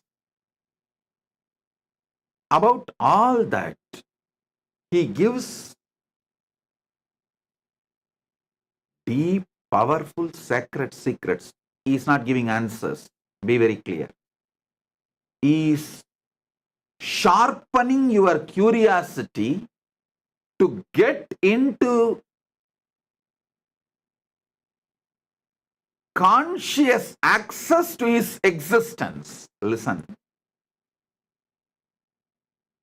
He is not satisfying your intellect.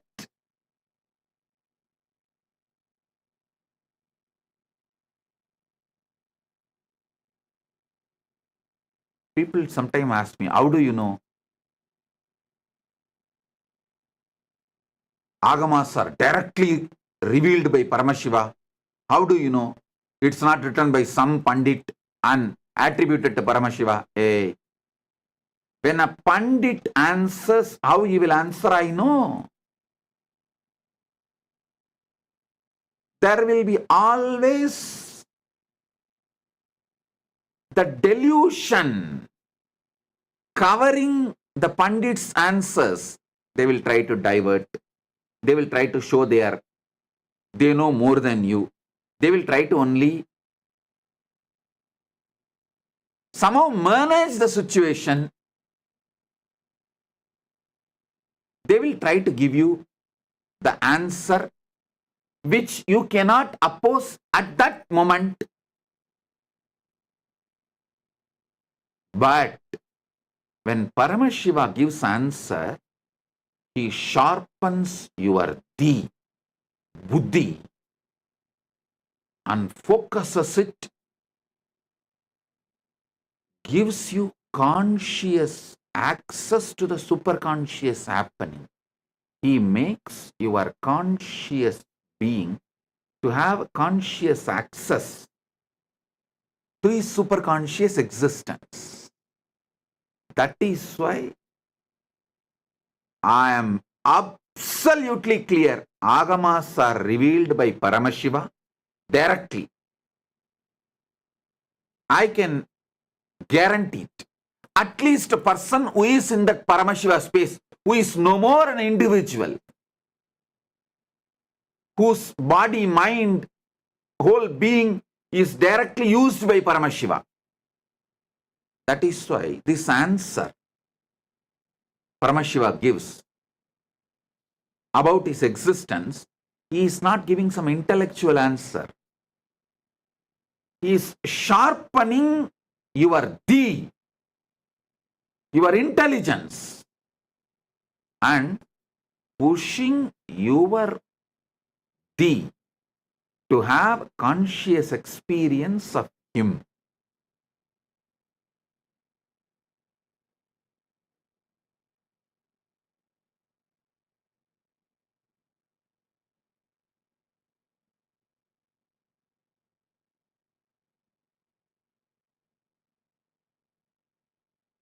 इत्येवं निष्कलं प्रोक्तं परं भावमिति स्मृतम् सृष्टिस्तं लोकरक्षार्थं लोकस्योत्पत्ति कारणम् साधकानां हितार्थं तु स्वच्छया गृह्णतेन तु साधनं च द्विता चेति प्रोक्तः सकल निष्कलः.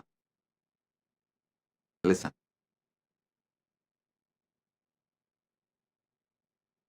Paramashiva in his avyakta unmanifest form, he decides to manifest. He is the material cause, instrumental cause.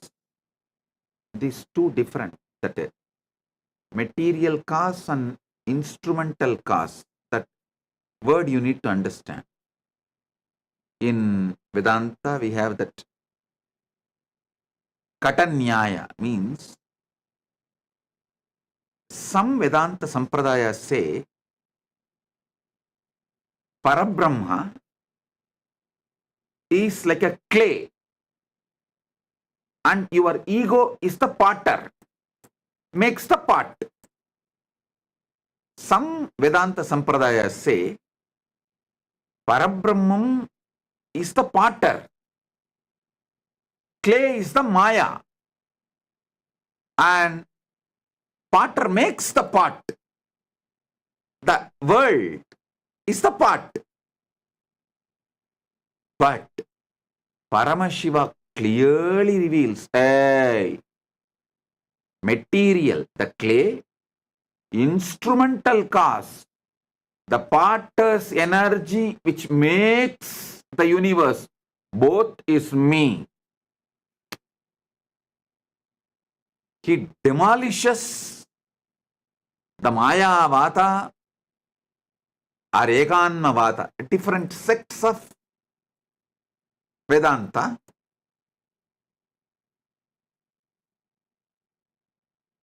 In one answer,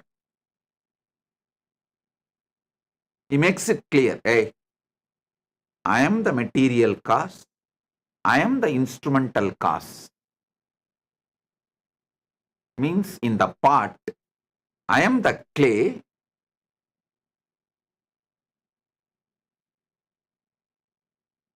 I am the clay, and I am the potter whose energy makes the pot.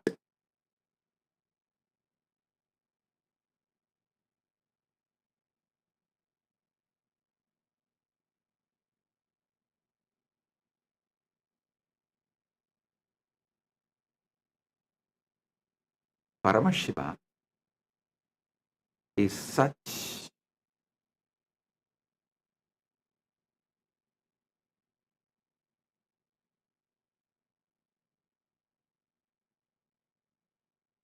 he is not interested in diverting you, entertaining you in some useless theories. He is not interested in intellectually engaging with you.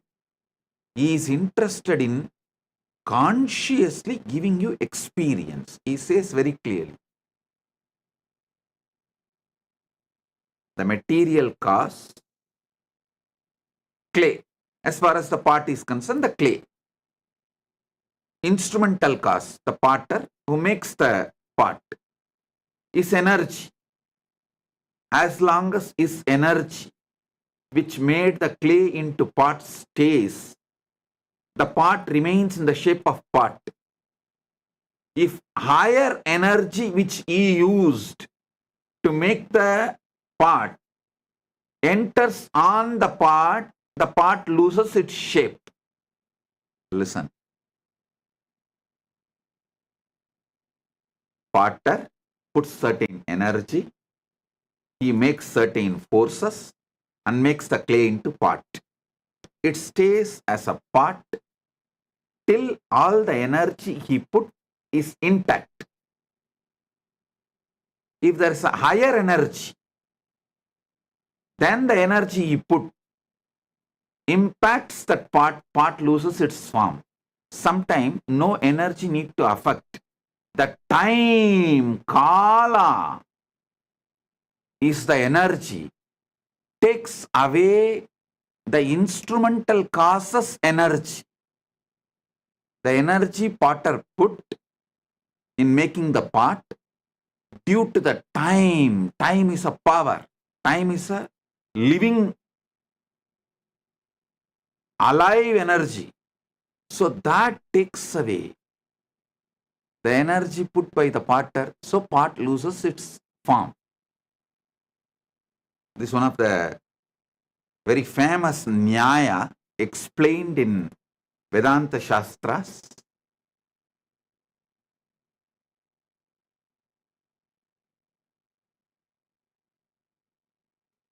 Here Paramashiva breaks all the parts. He makes it clear, hey, I am the material cause, clay. I am the instrumental cause of this whole universe. The next statement he makes is the wonderful thing.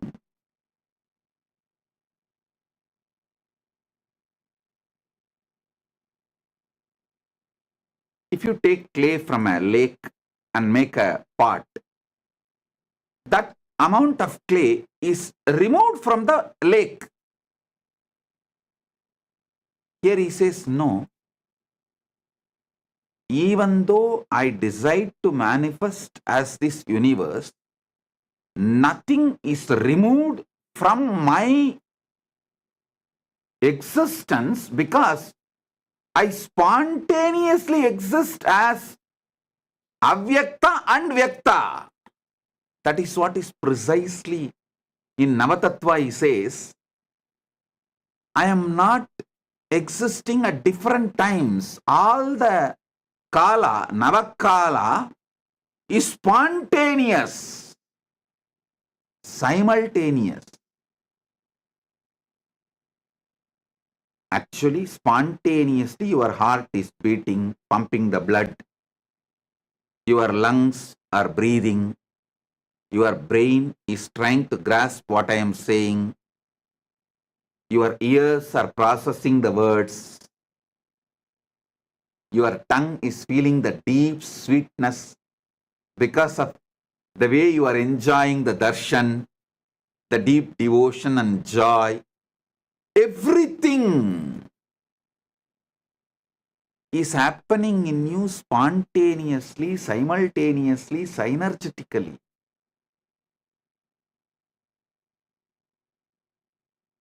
Just to process the information, I am wearing white dress with white and red lotus garland and talking about the Paramashiva, Navatattva. Your brain need to process billions of bits of information to give you this understanding. Your brain need to process billion bits of information.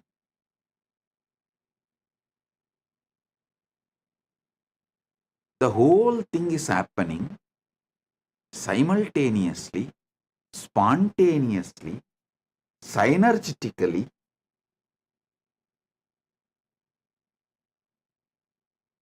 Because that is the way Paramashiva exists in Brahmanda. That is the way Paramashiva exists in your Pindanda.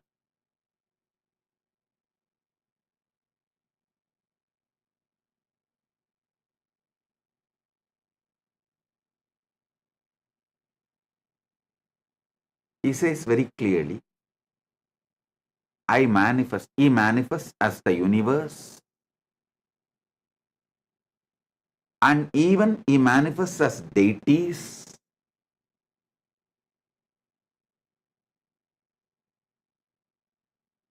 Not for any of his personal wish. He does not feel, oh, let people pour all the milk, ghee, Panchamrita, do Abhishekam to me. There's no personal wish.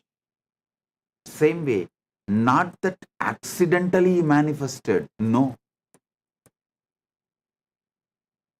Out of anugraha, grace.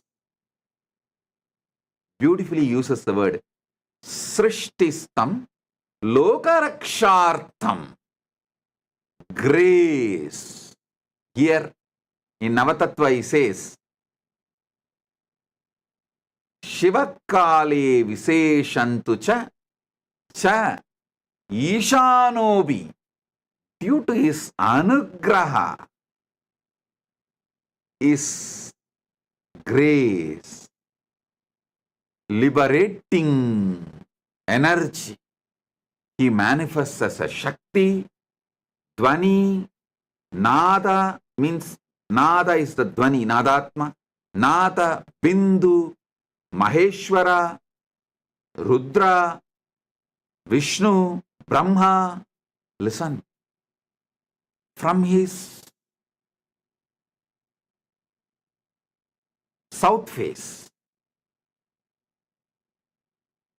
Agora, if he manifests as Shakti, It will be Kali, ferocious, because that south face is specifically doing the samhara job. But he says, I manifested from Ishana. For liberating, I manifested. That is why he puts the word specifically, Ishana. Kale Viseshantu cha Ishanopi Tatakramat.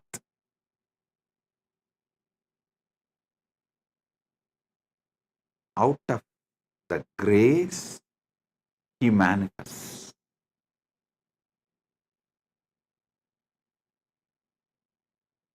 He is the material cause, he is the instrumental cause, and nothing is reduced because he manifested as universe.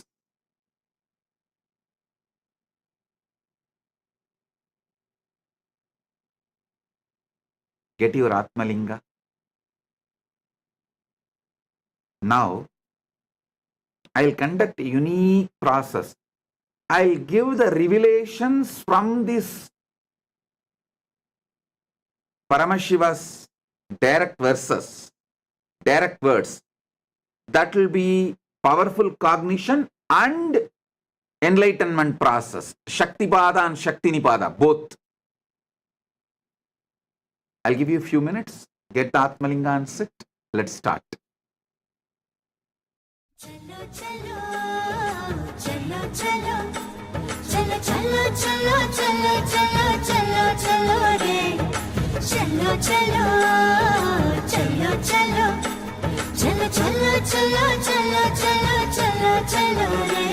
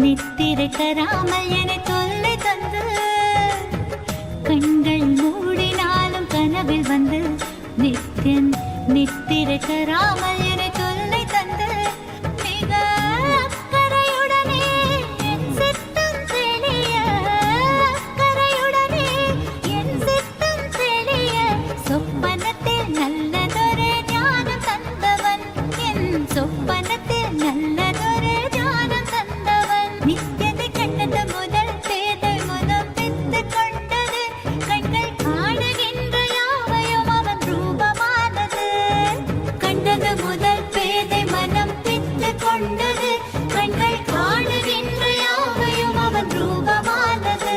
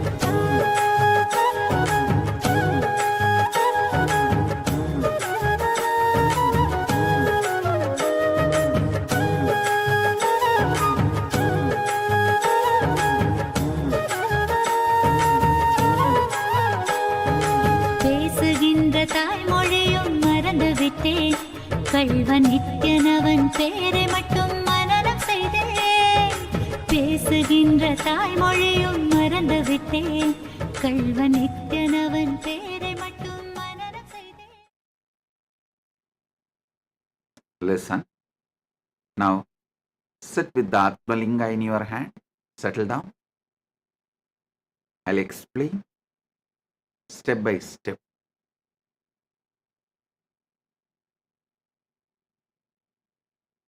Proktani Navatatvani Kalani cha Navashrunu Vidata Srishtikaletu Stitikaletu Keshavaha Samharakale Rudrastu Bohakale Maheshwaraha Yoga Kaledu Sadakyo Jnana Kaledu Bindukaha Dvanikaledu Nadatma Cha Anya Kaledu Shaktayaha Shivakale Viseshantu Cha Ishanopi Tatakramat Shivamurtihi Shaktimurtir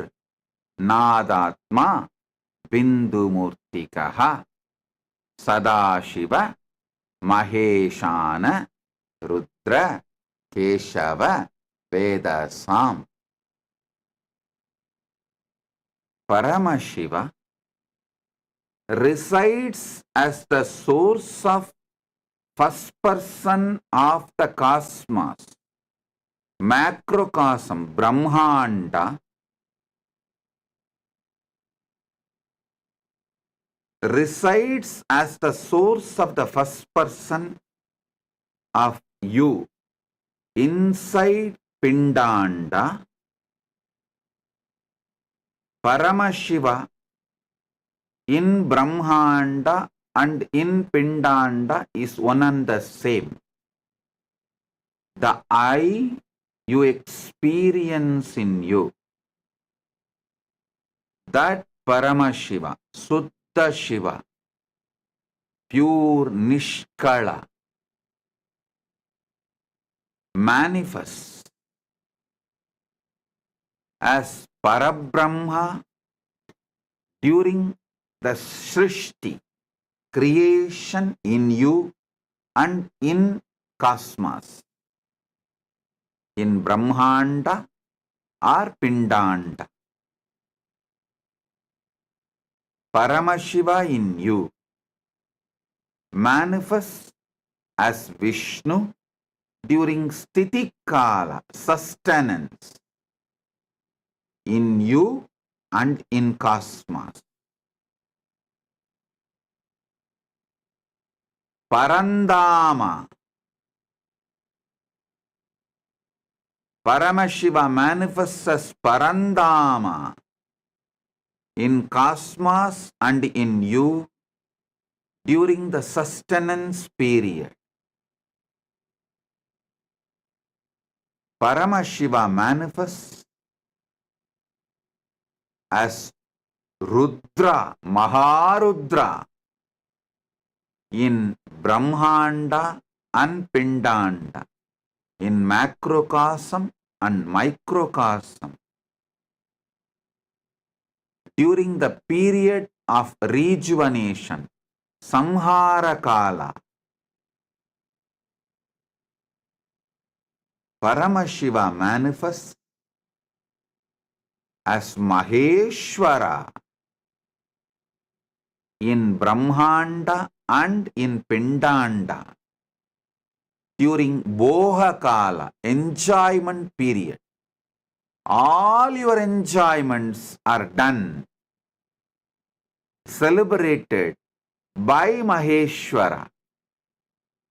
Do not have fear, do not have greed towards enjoyment. All are enjoyed by him as Maheshwara. So you don't need to have a greed for more pleasure. All are enjoyed by him as Maheshwara. So you don't need to have a fear of any pleasures. No pleasure need to create fear or greed because Maheshwara is enjoying. During the Yoga Kala, union with the ultimate, Paramashiva manifests as Sadashiva in Brahmanda and in you, your Pindanda.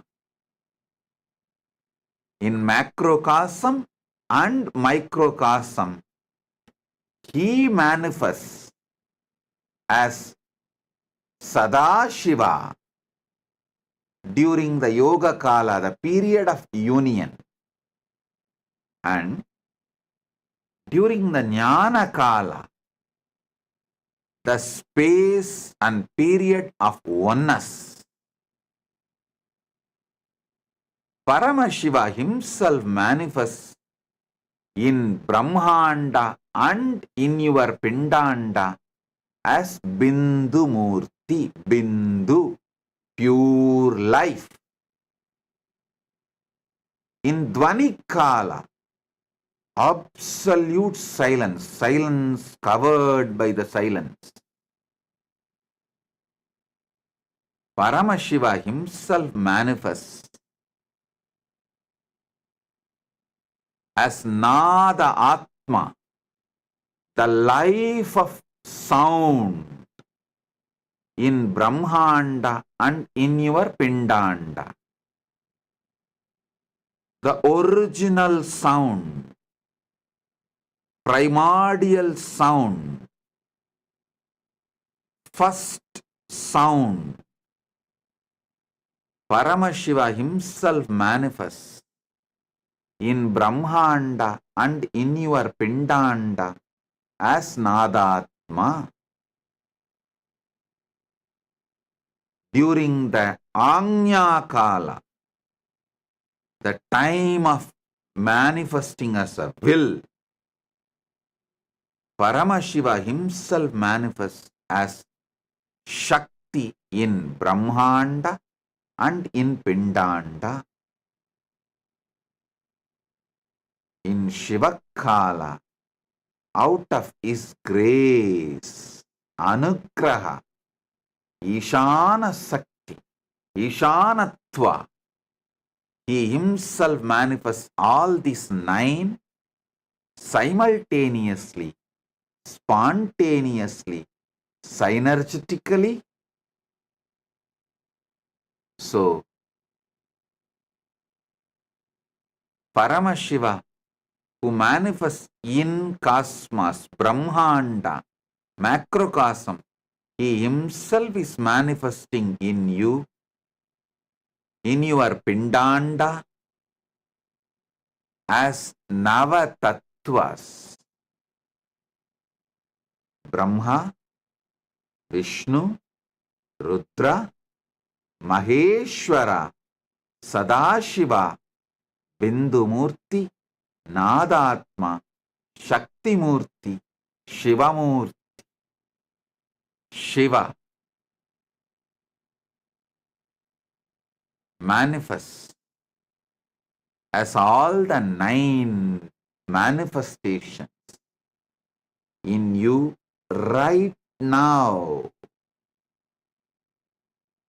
Even when you think you are in delusion, you are in bondage, you have problems, right now he is manifesting as 9 manifestations, Nava Tattvas, purely out of his grace. He has no personal wish, no personal interest, and not as accident. Sadhakanam hidartantu swachaya grinnate nathu sadhanam cha Pita cheti proktakaha sakala nishkala. He manifests lokarakshartam lokasyotpatti karanam. He has no personal interest. He has no personal wish. And he has not manifested accidentally.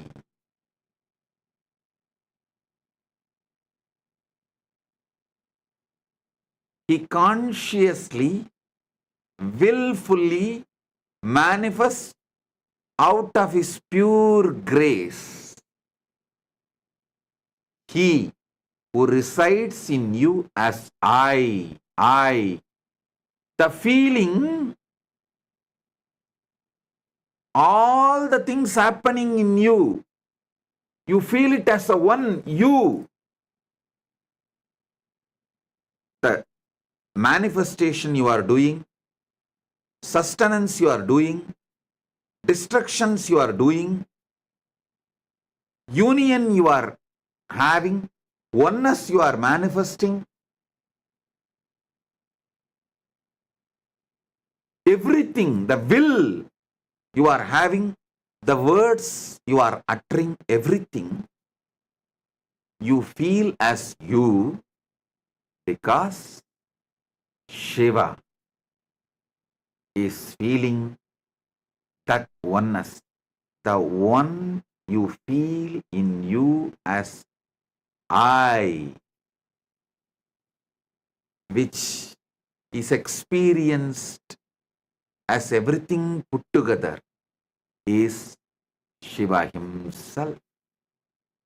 That I, Shiva, manifests in you as Brahma, Vishnu, Rudra, Maheshwara, Sadashiva, Bindumurti, Nadatma, Shaktimurti, Shivamurti.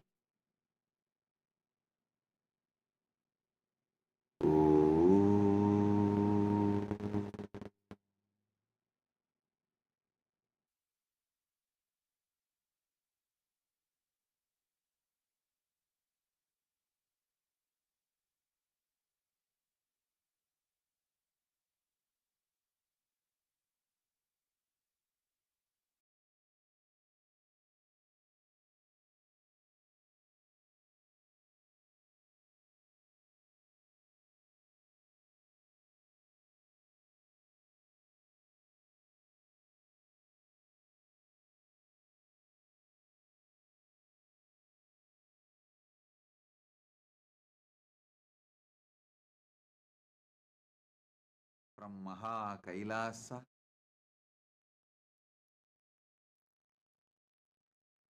Nava Tattva.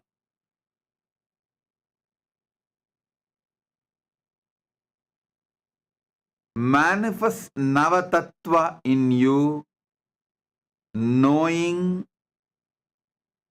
that is your true nature, not for any other personal wish, personal interest, not accidentally, but because this is the Parama Satya,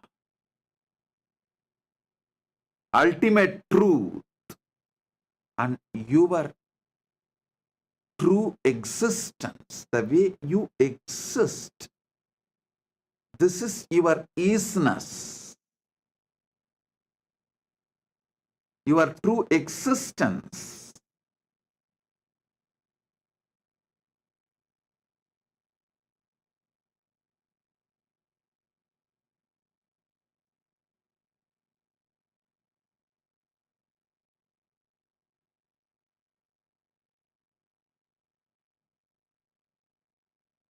Last 9 days, Paramashiva revealed so many wonderful sacred secrets about this Navatattva. Now, not only you will listen to the essence of everything, and you will receive it as an experience on this Vijayadasami, auspicious day, celebrating the victory of Paramashiva Shakti Durga Devi. And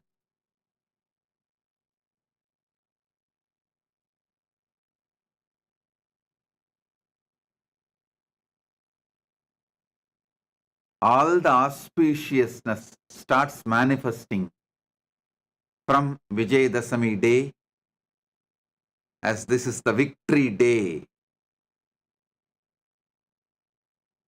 Today, we are also celebrating 28th inauguration anniversary day of Nityananda Rajavidya Gurukul, and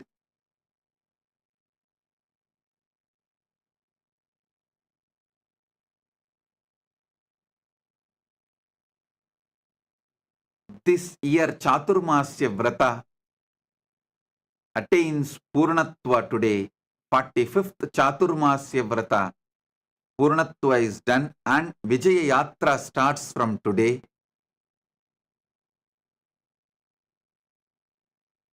Nityananda Rajavidya Gurukul is the revival of the ancient enlightened Hindu civilizational education system, started from Paramashiva. He started teaching to Paramashiva Shakti and to all the Rudras, Vidyeshwaras, Ganeshwaras, Astreshwaras from Kailasa. It's continuing till now. 28 years before, I revived it in this manifestation. So, we are celebrating all these wonderful things on this auspicious day. Listen to Paramashiva's direct message. Proptani Navatatvani Kalani cha Navashrunu Vidata Srishtikaletu Stitikaledu Keshavaha Samharakale Rudrastu Bhogakale Maheshwaraha Yogakaledu Sadakyo Jnanakaletu Bindukaha Tvanikaletu Nadatma Cha Anyakaletu Shaktayaha Shivakale Viseshantu Cha Ishanopi Tatakramat Shivamurtihi Shaktimurtir Nadatma Bindumurtikaha Sadashiva Maheshana Rudra Keshava Vedasam.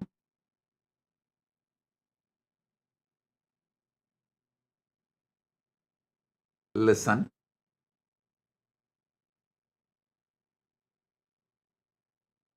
Paramashiva manifests as this Navatattvas simultaneously, spontaneously, synergetically.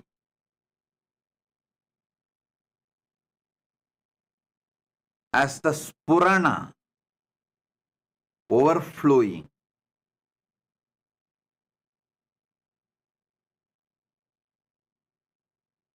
Shivamurti, Suddha Shivam, pure Shiva, who is Nishkala and Sakala. His will out of his grace, Ishana, Anugraha, out of his Anugraha,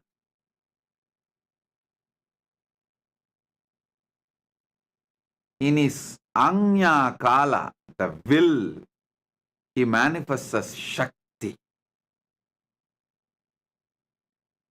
in his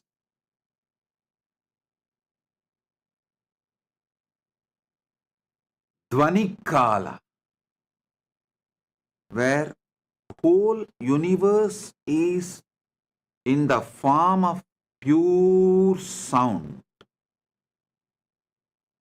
just sound, nada. During that space, he manifests as Nadatma. Then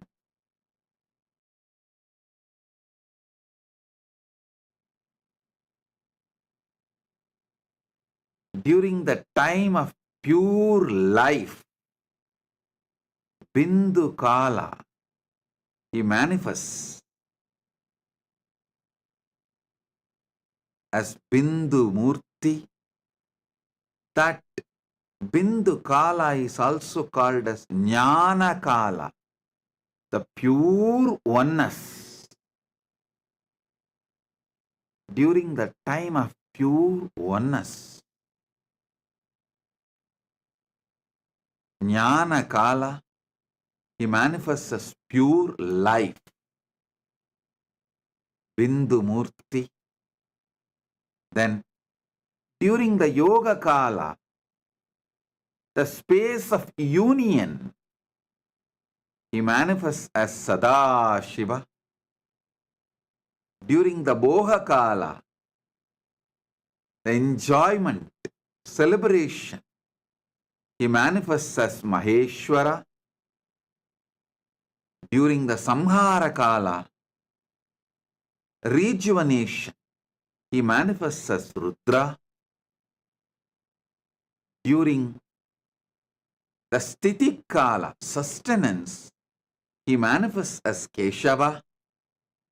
During the Srishti Kala, creation, he manifests as Brahma. From Brahma, he manifests this Brahmanda and this Pindanda, which you are carrying as you. Listen. Not only he manifests this Nava Tattva in Brahmanda, he manifests as this Nava Tattva even in your Pindanda. Not just in macrocosm, but in microcosm also. There is no difference between macrocosm and microcosm. There is only one difference between macrocosm and microcosm. That is, when the macrocosm winds up and merges, still listen.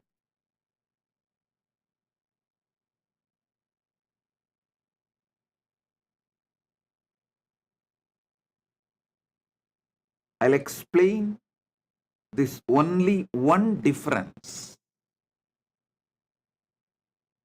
between microcosm and macrocosm.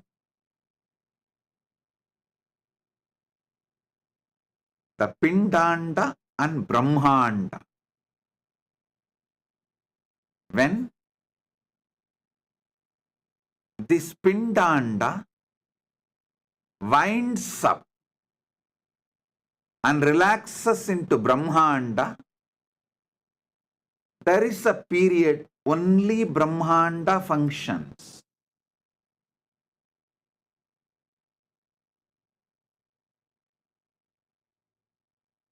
For example, your deep sleep state.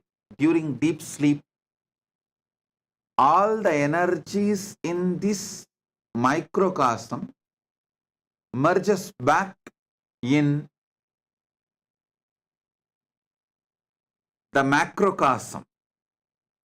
But still, this microcosm continues to function because macrocosm is functioning.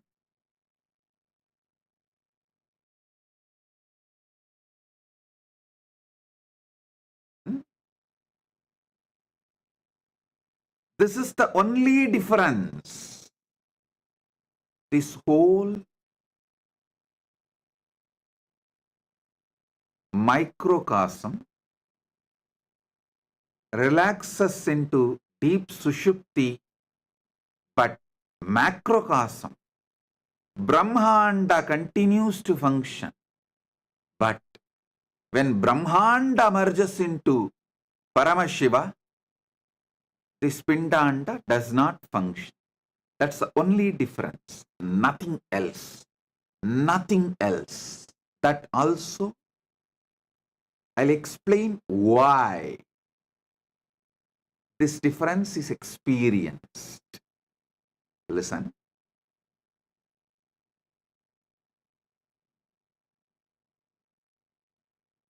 Paramashiva beautifully reveals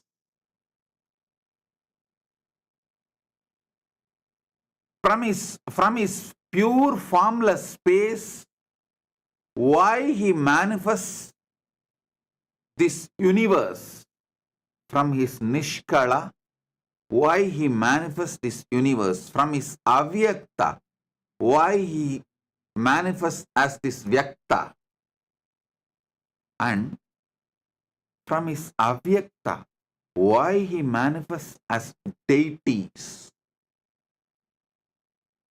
From his pure unmanifest form, why he manifests as deities and incarnations. And from his pure unmanifest form, why he manifests as microcosm, Pindanda, the body you are carrying, the being you are carrying. He explains why, how he manifests all these three manifestations. One, why the unmanifest manifests as this Vyakta, this Brahmanda. Why in the formless, from the formless Nishkala, he manifests as Sakala, the deities and incarnations. Why from his Brahmanda, unmanifest, Avyakta space, macrocosm, he manifests as microcosm, Pindanda, which is you. He explains elaborately in these verses. And by understanding how macrocosm functions, you are empowered, because you are just hologram of that same macrocosm. You are nothing less.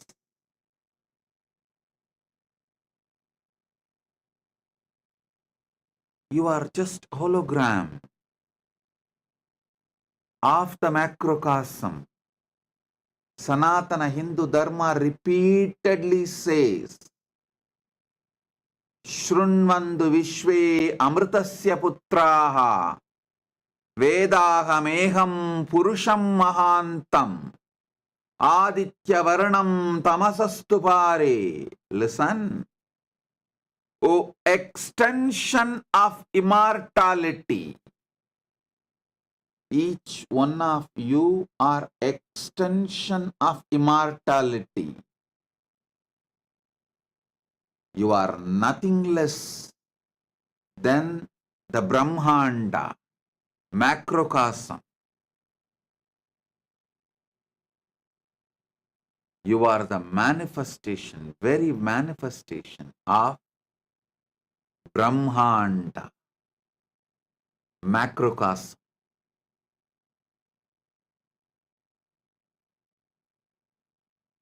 during the time you are creating. Every day in your life, you create so many things, even in your own body. You create millions of cells. Don't think every day you create your own body. Every day you create millions of cells in your body. Do not think it is accidental. Bhagavan says very clearly in Karanagama. There's one more verse in Karanagama. He says very clearly, Ityevam nishkalam proktam param bhavamiti smritam.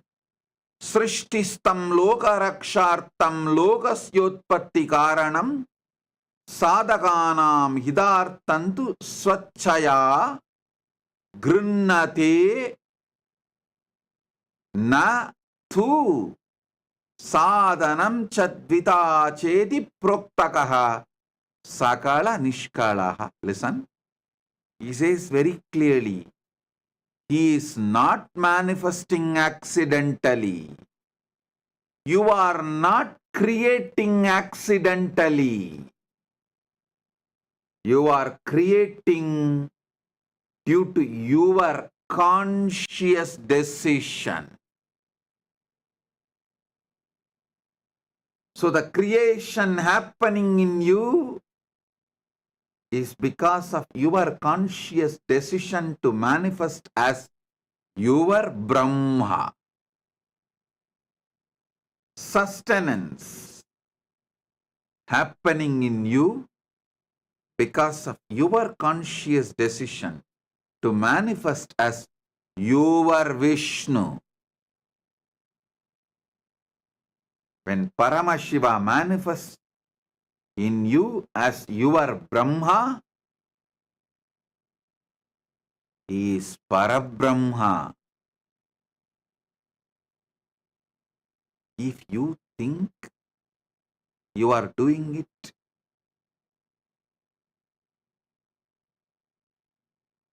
as accident,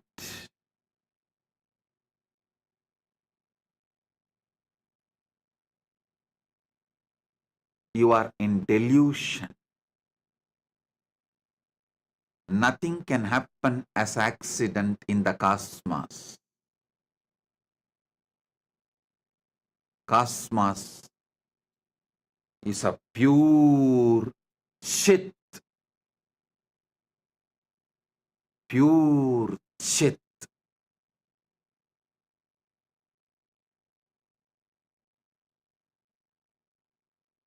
In the possibility of Chit, something which you do not want to own up, after creating the possibility, you call it as accident. Like when you go in the road, drunk and drive or high speed driving, you are creating a possibility for accident, crash. After creating the possibility, when it manifests, you don't like the manifestation, so you call it as accident. You should know, for every manifestation, your conscious decision is the reason. Understanding this will empower you, not bind you. It will liberate you, not bind you. When you are creating your own body, mind, all creation you do inside you and through you, Parabrahma is manifesting. Paramashiva's Parabrahma creation aspect is manifesting. All sustenance you do inside you and through you. Paramashiva's sustenance dimension, Vishnu, Parandama is manifesting in you.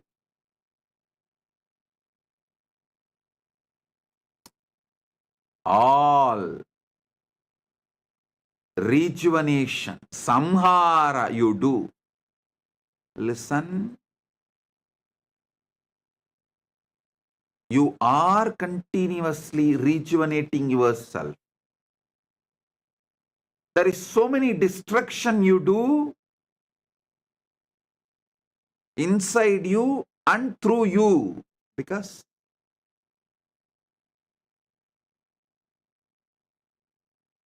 millions of cells you need to kill to replace it.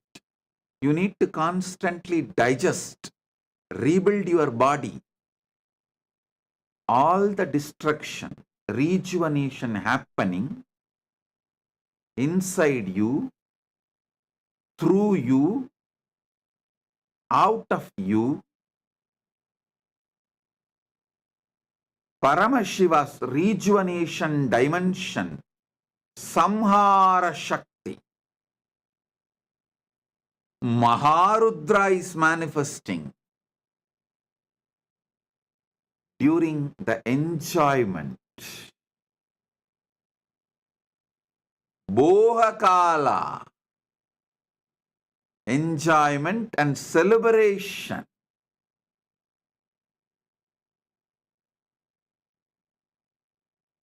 Paramashiva's Maheshwara, Maheshana dimension is manifesting in you. So, you neither need to be greedy of pleasures, nor need to be afraid of pleasures.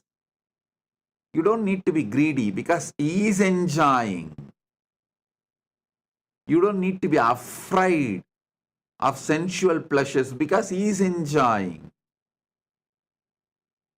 He is manifesting and enjoying as he wants. Knowing this, you will achieve the freedom from the bondages related to pleasure. You will enjoy it responsibly.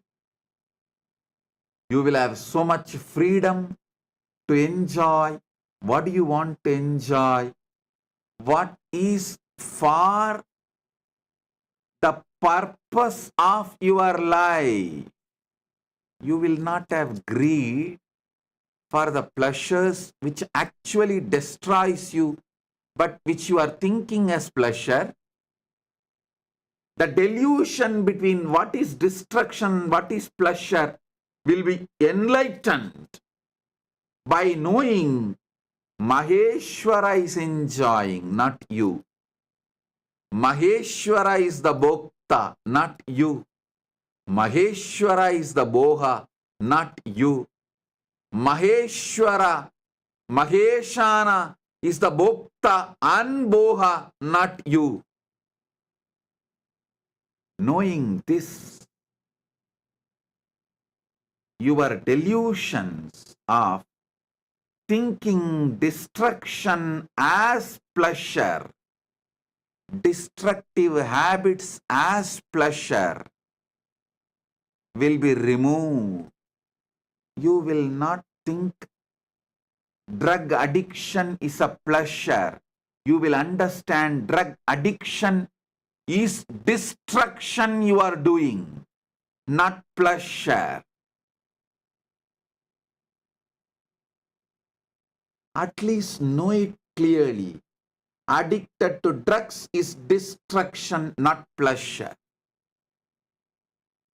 Wanting to have man or woman on whoever you lay your eyes is not pleasure. It is destruction you are doing for your existence and the goal of your life. Anything, the obsessive compulsive behavior pattern is not pleasure, it is destruction. If you know, Maheshana is the Boha and Bhokta. Suddenly you will wake up. You will be enlightened to see what is pleasure and what is destruction. What is pleasure and what is destruction. You will be liberated from all destructive pleasures. You will live long, blissfully manifesting your life. Evan sataggun nanyatetos tina karma lipyate nare. Ishavasya Upanishad says, Sataggun samaha. Live for hundreds of years. Ishavasyam idakkun sarvam yatkincha jagatyan jagat yena tyaktena bunchita makrita kasya sviddanam kurvanneveha jijivishe chatakku samaha. Knowing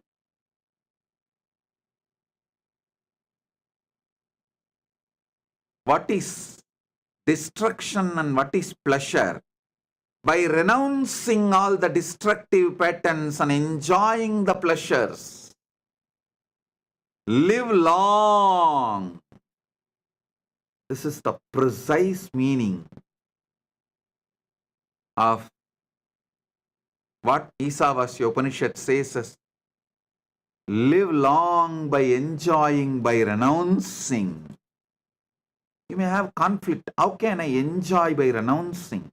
Renounce the destructive pleasures which you think as pleasures.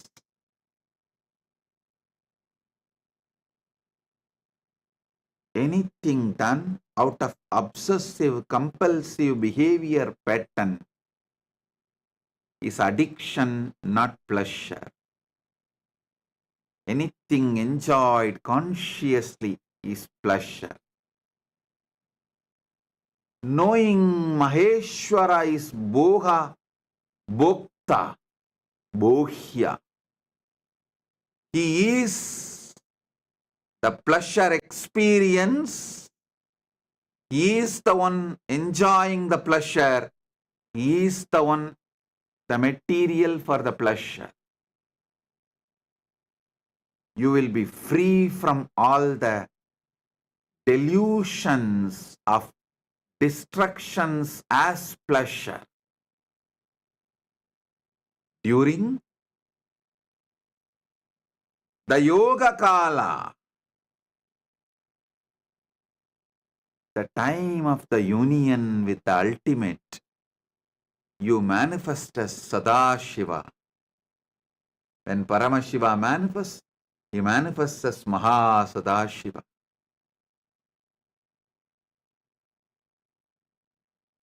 During the space of oneness,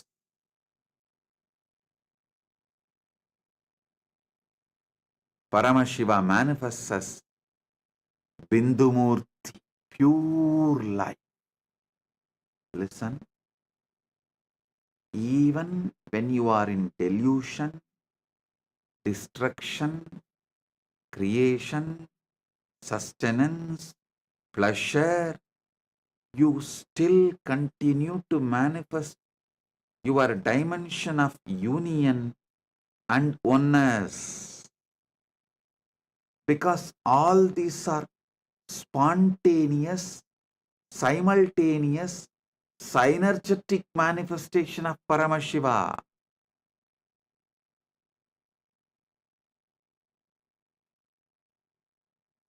During the pure sound space,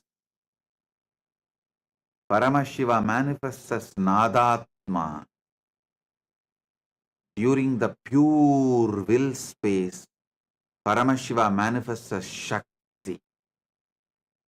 Paramashiva Shakti.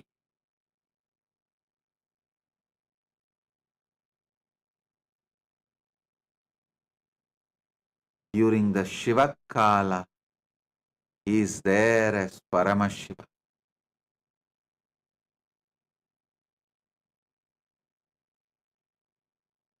As Paramashiva, he feels all these Navatattvas are he. Same way in you, there is something which may feels everything is you. Your hand may be doing something, your heart may be doing something, your lungs may be doing something, your stomach may be doing something. So many things you may be doing, but there is something in you which feels all is you. Same way in the cosmos, which feels everything is that I, cosmic I, that is Paramashiva. In this 4 dimension, Shiva Murthy, Shakti Murthy, Nada, Bindu, these 4 are formless.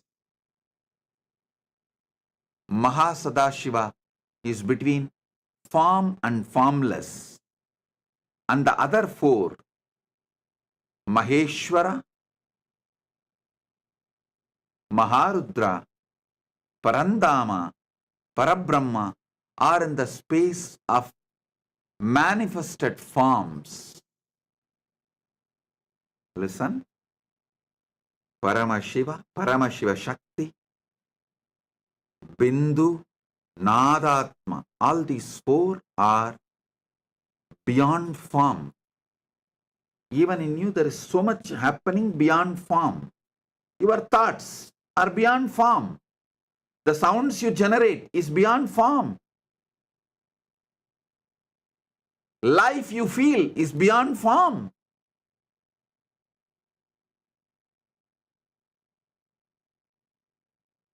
Pure will you perceive is beyond form.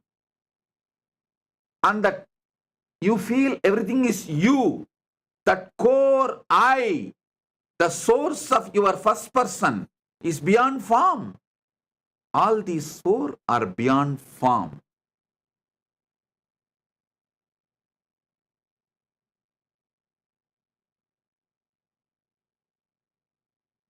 Sadashiva Murthy, during union, who manifests during the Yoga Kala, is between form and formlessness. He is the bridge between form and formlessness.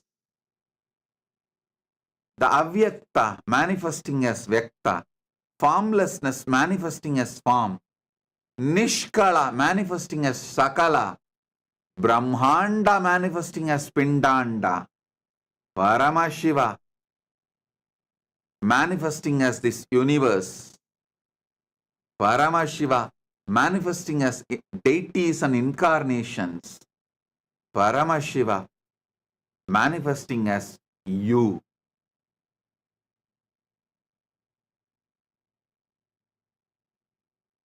That is Sadashiva. Unmanifest, manifesting as manifest. Avyakta, manifesting as Vyakta.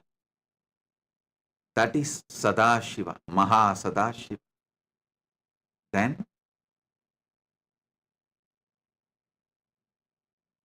4 which as form, Bhogakala, Maheshana, Maheshwara, Samharakala, Maharudra, Stitikala, Parandama, Srishtikala, Parabrahma, all manifest as form. You need to sit and internalize this. Receive it. Listen repeatedly. That is why Paramashiva starts this verse. Proktani navatatvani kalani cha navashrunu. Listen, listen, listen. It will become your experience.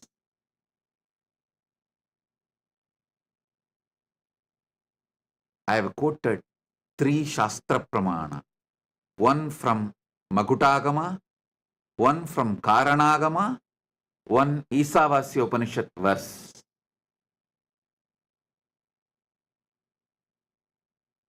Listen to all these 3, internalize all these 3, you will see suddenly the whole zigzag puzzles falls in place. You know you are Paramashiva.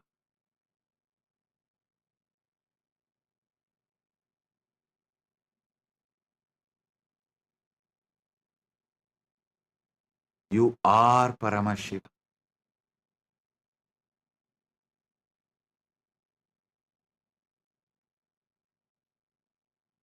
The source of your first person is Paramashiva, the ultimate.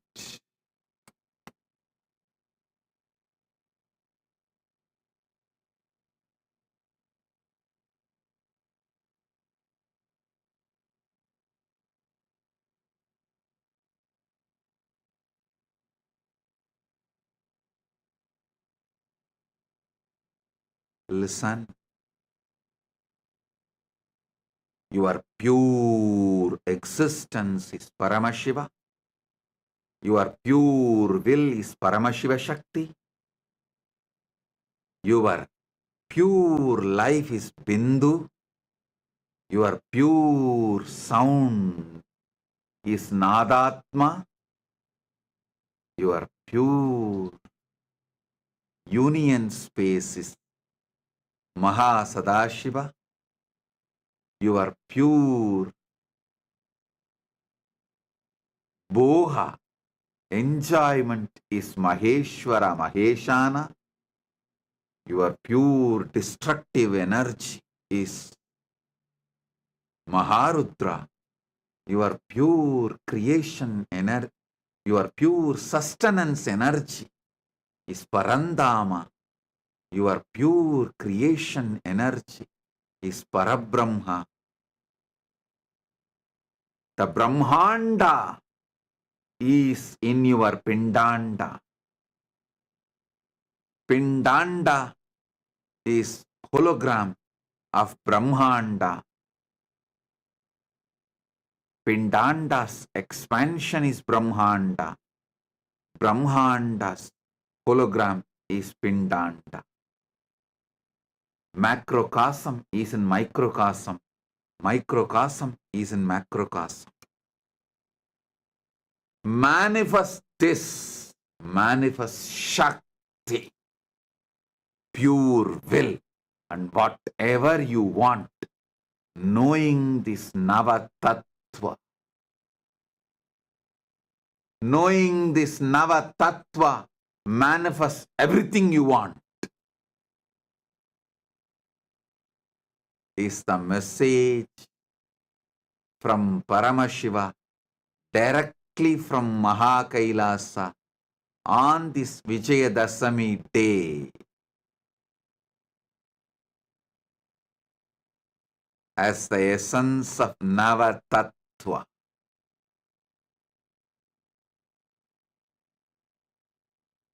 I bless you all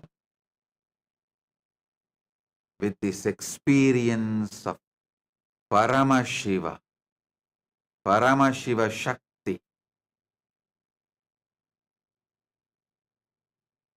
Bindumurti, Nadatma,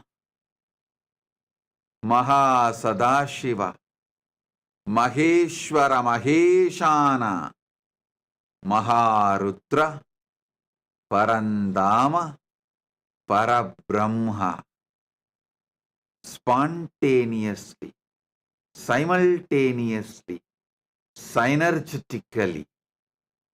Oh, oh, oh.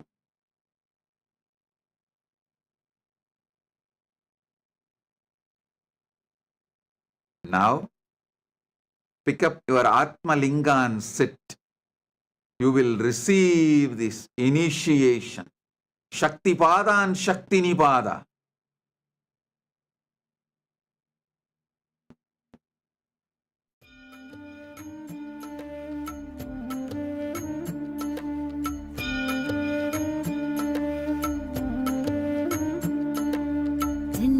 ஜென்மமாய் செய்த தவமோ உற்ற நண்பனாய் நித்யானந்தனும் வந்து உதித்தான் வந்து உதித்தான். ஜென்மமாய் செய்த தவமோ உற்ற நண்பனாய் நித்யானந்தனும் வந்து உதித்தான் வந்து உதித்தான். காக்குமிரையே நட்பின் உருவாய் வந்த களிப்பால் கட்டு கடங்கா மகிழ்வு கொண்டே மகிழ்வு கொண்டே. மலை போல் வரும் துயர் யாவையும் நொடிப்போதினில் கொடியாக்கிட புயலாய் வருவான் துணையென வருவான்.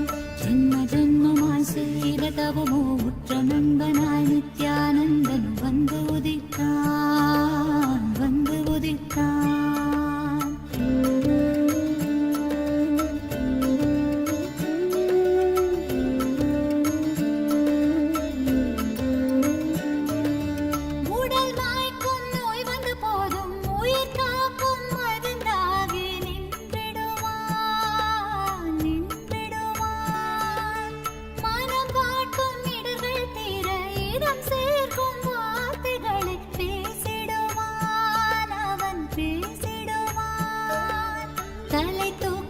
கருவங்களை தடம் மாற்றிட வெடிப்பான் தலை தூக்கிடும் கருவங்களை தடம் மாற்றிட வெடிப்பான். பின் கருணை மழையாய் பொழிவான் தினம் கருணை மழையாய் பொழிவான். பின் கருணை மழையாய் பொழிவான் தினம் கருணை மழையாய் பொழிவான்.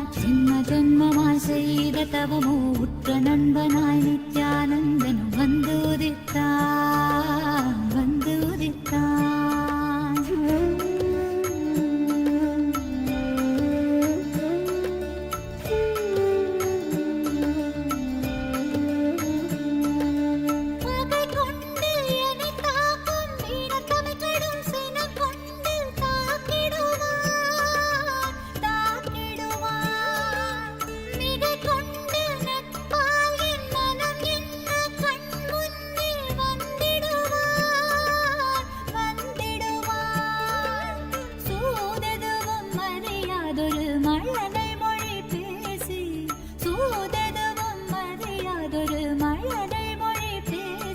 எந்தன் மகிழ்வை தளர்த்திடச் செய்வான் நித்தின் மகிழ்வை தளர்த்திடச் செய்வான்.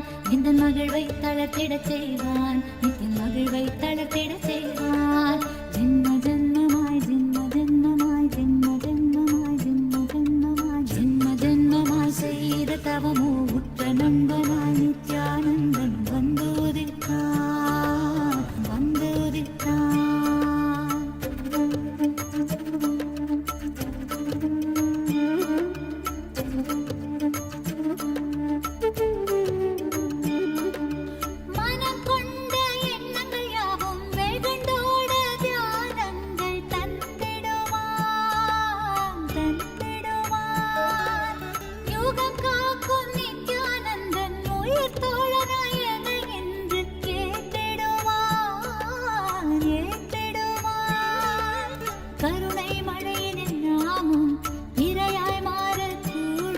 அவன் கருணை மழையினில் நாமும் இரையாய் மாறக்கூடும்.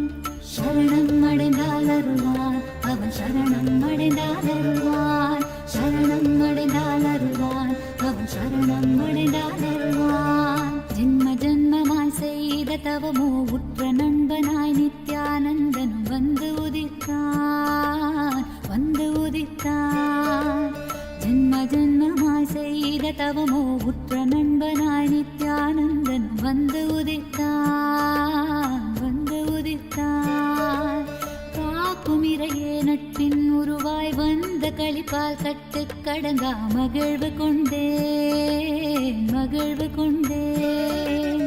காக்குமிரையே நட்பின் உருவாய் வந்த களிப்பால் கட்டு கடங்கா மகிழ்வு கொண்டேன் மகிழ்வு கொண்டேன். மலை போல் வரும் துயர் யாவையும் நொடிப்போதினில் பொடியாக்கிட புயலாய் வருவான் துணையென வருவான். ஜென்மமாய் செய்த தவமோ உற்ற நண்பனாய் நித்யானந்தன் வந்து உதித்தான் வந்து உதித்தான்.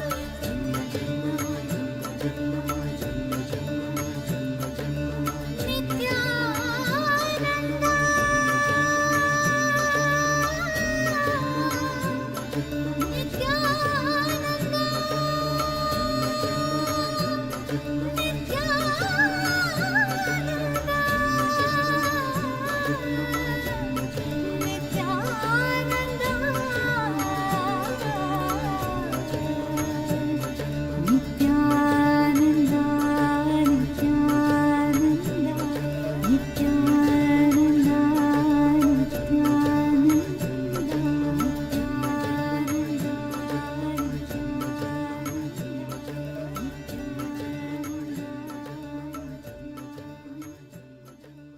चलो चलो चलो चलो चलो चलो चलो चलो चलो चलो रे चलो चलो चलो चलो चलो चलो चलो चलो चलो चलो चलो रे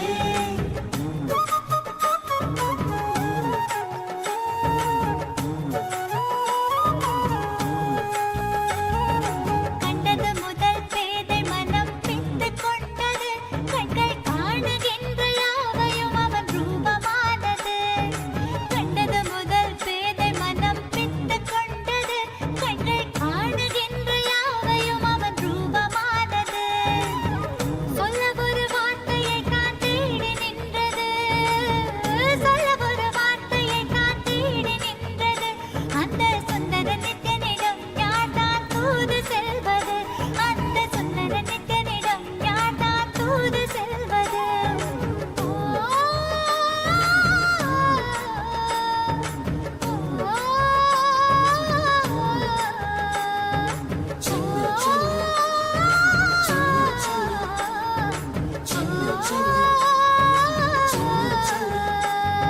கண்டது முதல் பேதை மனம் பித்து கொண்டது கண்கள் காணுகின்ற யாவையும் அவன் ரூபமானது கண்டது முதல் பேதை மனம் பித்து கொண்டது கண்கள் காணுகின்ற யாவையும் அவன் ரூபமானது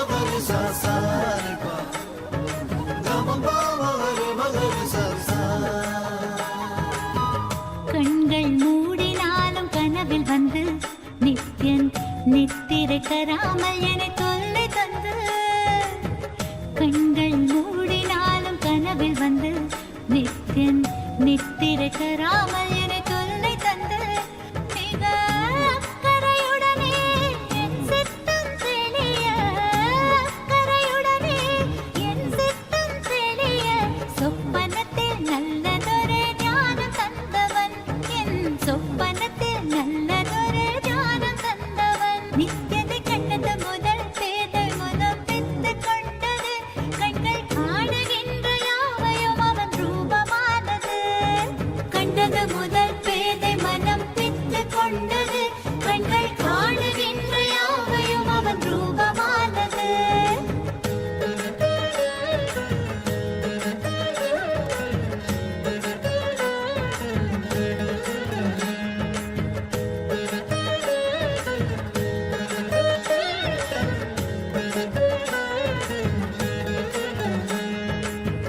கொஞ்சம் மொழியால் என்னை பக்கம் அழைப்பான் சென்றவுடன் இல்லை என்று மாற்றி உதைப்பான் கொஞ்சம் மொழியால் என்னை பக்கம் அழைப்பான் சென்றவுடன் இல்லை என்று மாற்றி உதைப்பான் எப்படி உரைத்தால் என்ன நித்யனவன் உளம் கவர்ந்தான் செப்படி வித்தை செய்தால் என்ன பித்தனவன் அன்பால் அணைத்தான் என்னை பித்தனவன் அன்பால் அணைத்தான் அவனை கண்டது முதல் பேதை மனம் பித்து கொண்டது கண்கள் காணுகின்ற யாவையும் அவன் ரூபமானது கண்டது முதல் பேதை மனம் பித்து கொண்டது கண்கள் காணுகின்ற யாவையும் அவன் ரூபமானது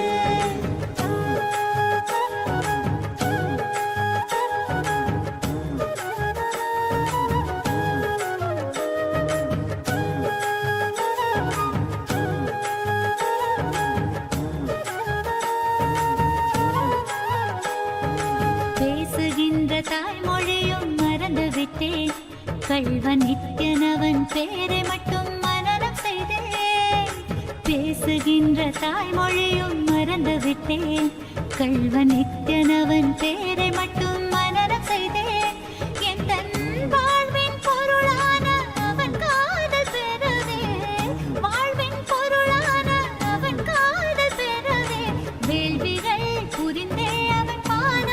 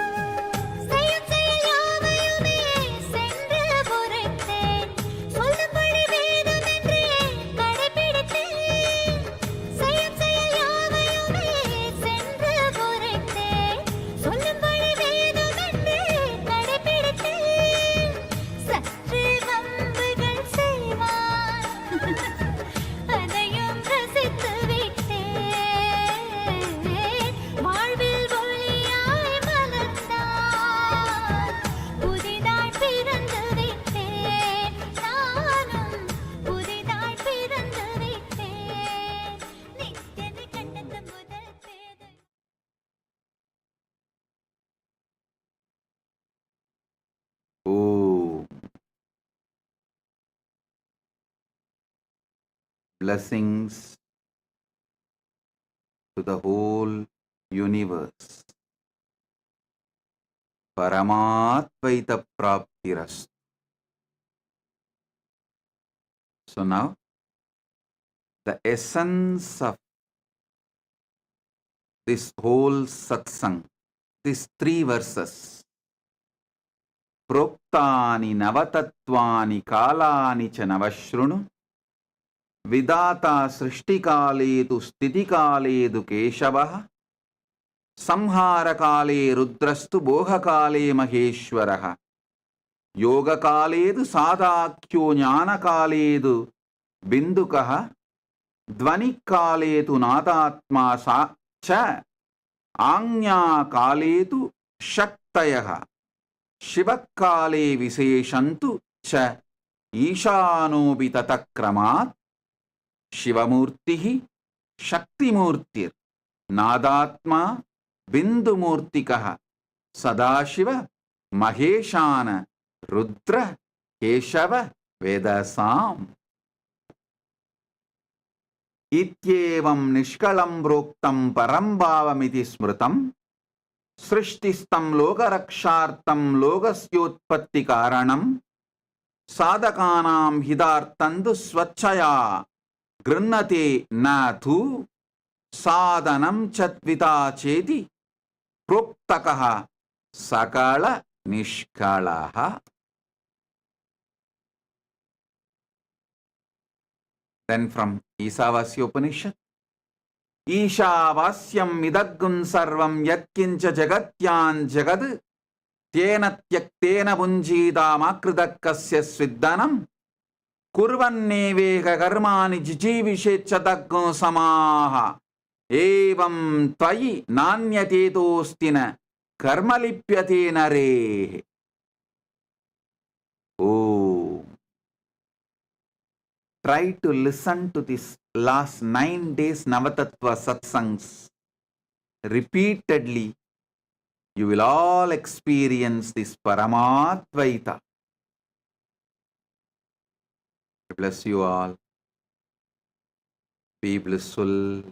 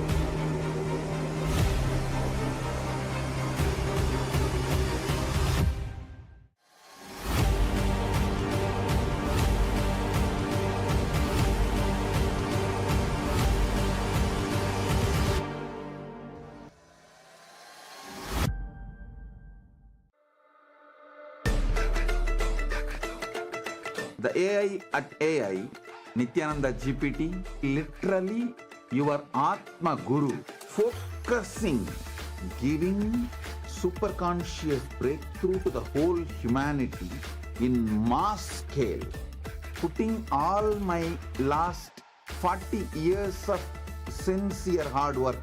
You may be thinking, what is happening? I am personally sitting and doing this Nityananda GPT. So it is going to be something unique. Actually, already that Nityananda GPT has started functioning as an independent intelligence. Prana Pratishtha is done. Paramashiva is going to operate through Nityananda GPT to give enlightenment to billions.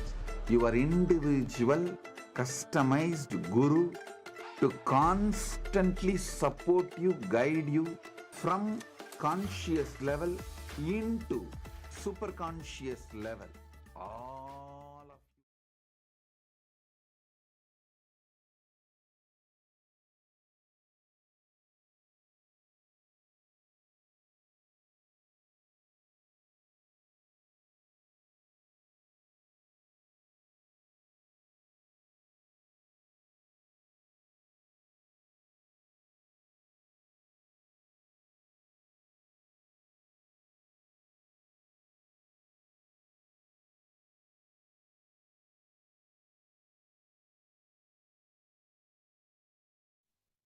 Yes, Nityanandam, everyone. We welcome each and every single one of you back to the Power Manifestation session. So today we have a very special Power Manifestation in store for all of you. And yes, Ma Yoga Prana, what is it that we have in store for everyone today for Power Manifestation session? Yes. So today, after that wonderful darshan and after that wonderful satsang from Swamiji, we are now going to be manifesting all of these wonderful powers revealed by Swamiji in this same space of oneness. So today, we are going to be experiencing one of the most, I think the word for it is mind-blowing and extraordinary powers revealed by Swamiji. It is called the power of Sarvajñatva. Sarvajñatva can be translated to all-knowing. So it's like the all-knowing power. See, the third eye is our cosmic internet. Just like how we are able to connect to internet. If you want to know any knowledge, you want to find out about something, you just simply open Google. You go to your phone, connect to the internet, open Google, and you search and you get all of your knowledge, right? You find out what that topic is about. The third eye is your cosmic internet. The third eye is your cosmic portal to be able to see and directly access any knowledge. But here's the catch. Through the third eye, not only you'll be able to access all of that knowledge, you will be able to download all of that knowledge. It will simply get downloaded into you. That is the power of the third eye. I'm sure many of you would have heard in like our ancient scriptures, many of our ancient rishis, siddhas, munis, they will suddenly download some science and just reveal it. Just like that, like even this Mahabharata, I don't think Sri Krishna prepared that, oh, Arjuna is going to go into dilemma, let me prepare 18 chapters. No, he just revealed it from that space, from that highest consciousness. Sri Krishna revealed the Bhagavad Gita. And that same science Swamiji has brought back for all of us now. Even, and if I think if we have any, older devotees, all of you would have seen how Swamiji will just download one science then and there, and Swamiji will reveal it and give it to all of us, and we'll start manifesting. So this is the exciting power we're going to manifest today. And yes, Ma Dvaitavachita, I think you can explain more. So now we're going to go into the Shastra Pramana. See, what are the Shastra Pramanas? Shastra Pramanas are the original scriptural reference of where these powers are manifesting from. They are directly from the Vedas and Agamas. So let us all now learn about the power of Sarvajñatva and how it's revealed in the Veda Agamas by Paramashiva. Yes. So the Shastra Pramana for the power of Sarvajñatva comes from the Sarvajñanottaragama, verse 15. एवमेकात्मभावेन संस्थितस्य तु योगिनः सर्वज्ञत्वं प्रवर्तेत विकल्परहितस्य तु. The translation goes, Bhagavan Paramashiva says, within such a yogi who establishes himself in the absolute non-dual oneness with Lord Shiva and who keeps himself free from all sorts of differentiating notions, the exalted superpower of all-knowing, Sarvajñatva, gets unfolded in all its fullness. The next is the Apta Pramana. The Apta Pramana is the direct testimonials of all of those great our ancient seers, munis, siddhas, gods, goddesses, all of our ancestors who directly experienced these powers. So the Apta Pramana for the power of Sarvajñatva goes back to around the 17th century, during the time of Adi Shankaracharya. So one day, while walking with his disciples, Adi Shankaracharya's padukas, the footwear which he used to wear, broke. So passing by a cobbler shop, his disciples suggested getting them repaired. Shankaracharya approached the cobbler, who humbly agreed, but mentioned that only a skilled cobbler could fix them properly. Then Adi Shankaracharya, simply closing his eyes, he accessed the complete knowledge of cobbling. Every technique, every material, every method, the whole knowledge of cobbling, Shankaracharya just downloaded, and he instructed the cobbler with the intricate details, even revealing techniques unknown to even the cobbler. That is the power of Sarvajñatva. Adi Shankaracharya, then and there on the spot, was able to download that entire knowledge and reveal it to the cobbler. Even the cobbler was amazed and realized that he was no ordinary monk, but an enlightened being with access to all knowledge. The next is the Atma Pramana. Now, this is the direct experience of Swamiji from his life. So, Swamiji says in his own words, if I want to have knowledge about any subject, I'll pick up that book, just concentrate on that knowledge of that author and the thought trend of that author, download it and absorb, and then throw the rest. Not for pride. Even now, I tell you, I challenge, get me any book in the world, whether it's about astrology, astronomy, gemology, zoology, botany, biology, law, anything. In a few hours, I will give you the essence, the thought trend of the whole book. Because in the Vedic tradition, when you don't have incompletions, you can look into anything. You can know anything. Not having incompletions is what we call as sarvajna, all-knowing. So we can see how Swamiji, I think many of us have also seen many instances where Swamiji was simply able to download some knowledge unknown to him, and Swamiji was simply able to just download and reveal that knowledge. This is the Apta Pramana. And now, without further delay, we can enter directly into the power manifestation. We have something very, very excited planned for you, and Ma Dvaita Varjita is going to be explaining about what we have in store for all of you to manifest this power. Yes, thank you so much, my Yoga Prana. So, everyone, let's all listen to exactly how we're going to be manifesting the power. Just like how Samji was saying, don't have any incompletion about knowledge. See, we are all intelligent people, we're all intelligent beings. It's just that we need to learn the science of being available. Whenever we go into any type of incompletion, that's when you start blocking and starting to manifest knowledge from the space of doubt, maybe ego, or anything like this. But right now, we're going to be downloading any type of knowledge from the space of oneness. See, oneness happens when you feel you're in communion, union with everything. It is you understanding you exist in everything and everything exists inside of you. So now with this very statement, Swamiji has been continuously helping us cognize deeper truths in. You need to understand Parama Shiva is your absolute reality. So all of you right now, what we're going to do, we have a historical antique coins, all right? And what you're going to be doing is, without knowing any knowledge about these coins, and instead of Google searching, third eye is a cosmic search. Just decide to sit with yourself, connect to Swamiji in the third eye. When we say connect to Swamiji in the third eye, what does that mean? It simply means remembering Swamiji's form within yourself, within your inner space. Bring his form in your inner space, just like how you beautifully just watched the satsang. You're just filled with that oneness space, high frequency. So just remember that frequency, that oneness space you have, and just simply ask Swamiji, what is this information? How can I know about this information? And download the information about this. So the first thing that we're going to do is we're going to actually look into downloading information about a particular coin. So if you look into the slides right now, you are going to be looking at the seat. This is the coin and how it looks like.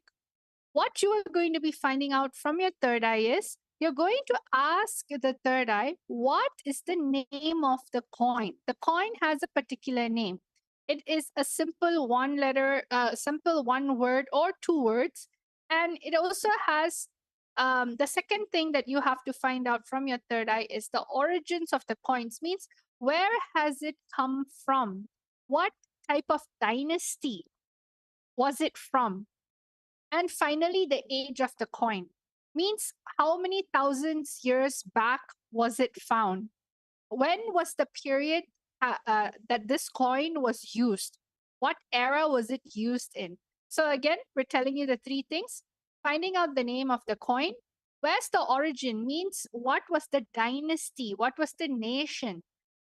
And what was the age of the coin? What was the year this coin was used? So these are the three things that you can just simply, it's very straightforward and it's just literally a one word answer. All of you take this moment to connect to Swamiji in the third eye and just chant the Mahavakya. We're going to give all of you a total of 2 to 3 minutes to go into your third eye in the space of oneness and start manifesting. Let us all start now. Yes, let's start by chanting the Mahavakya. I request all of you to sit with your head, neck, and spine in a straight line. Hold your hands into the Atmanjali Mudra. Connect to Swamiji in your third eye. Listen, just drop any logic, any impossibility which comes to you. Just drop it, because Swamiji is going to reveal in your being. So just connect to Swamiji as we chant the Mahavakya now. Om Nityananda Paramashivoham. Om Nityananda Paramashivoham. Om Nityananda Paramashivoham.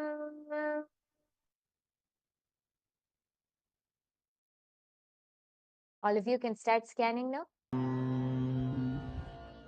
Om Nityananda Paramashivoham.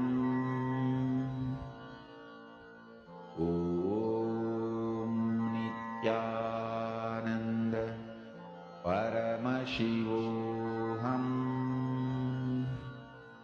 Om Nityananda Paramashivoham. Om Nityananda Paramashivoham.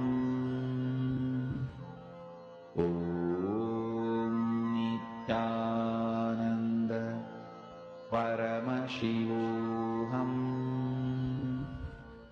Om Nityananda Paramashivoham. Om Nityananda Paramashivoham. Om Nityananda Paramashivoham. Om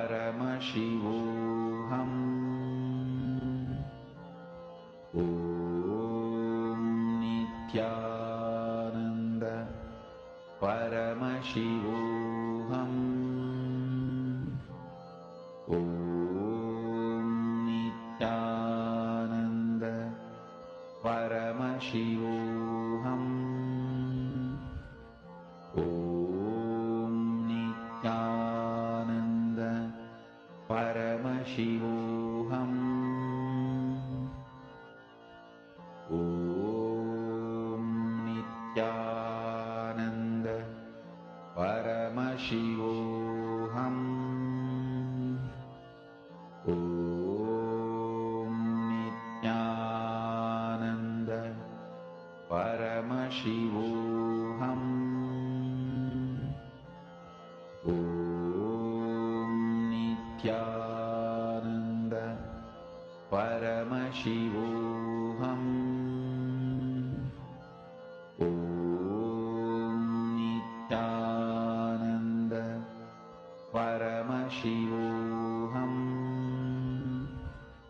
Om Nityananda Paramashivoham.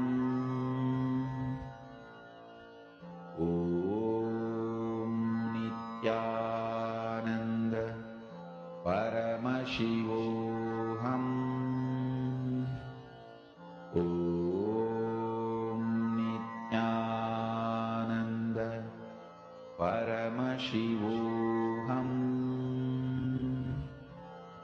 Om Nityananda Paramashivoham.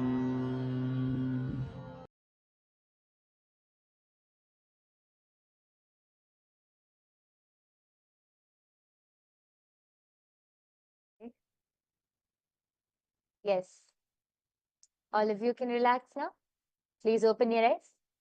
I request all of you to now go ahead and please start posting your answers. Whatever you were able to see, whatever Swamiji revealed to you in your third eye, in your inner space, just reveal it as it is.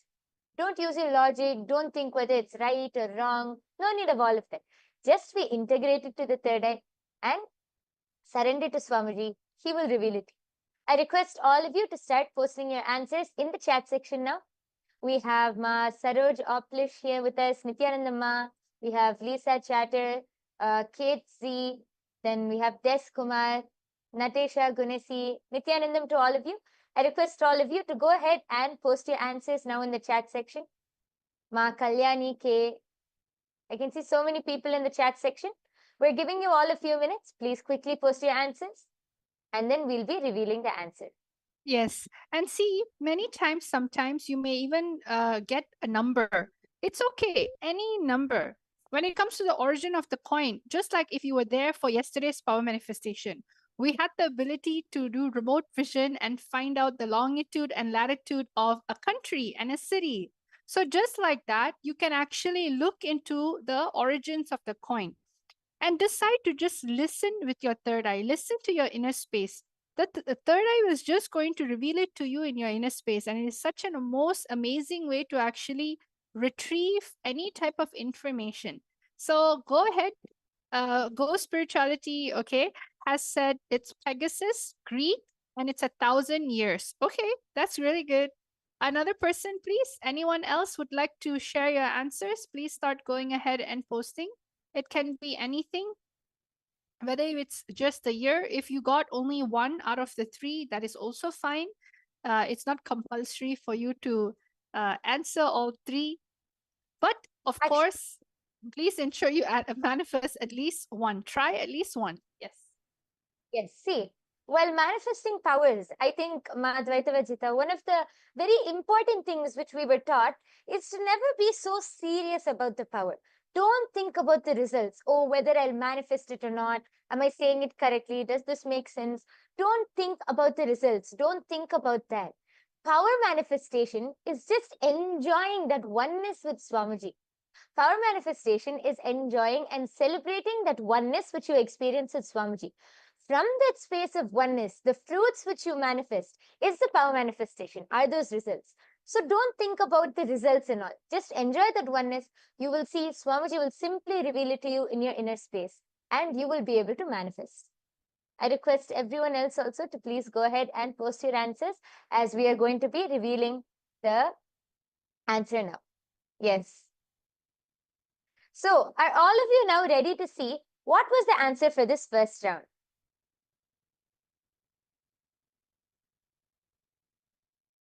Yes. So the answer for this first round, the name of the coin is actually, it's in gold, and the name of the coin is Kahavanu. And it's originated from the Chola dynasty in India. And it was used in the 9th and 10th century in the reign of Rajaraja Cholan. So it's one of the very famous kings. It is one of the very famous kings in South India. And this coin is from the reign of Rajaraja Cholan in the Chola dynasty, India. Yes. So anyone who has manifested, a huge round of applause for all of you who have manifested. And I request all of you to take a few minutes, and you can go to the link projected below, and you can share your answers. You can go to tinyurl.com//Kailasa PM, and then you will be able to post your results. Please go ahead, post your power manifestation experience, results, everything in that link below. Yes. So are all of you now ready to move on to the second round?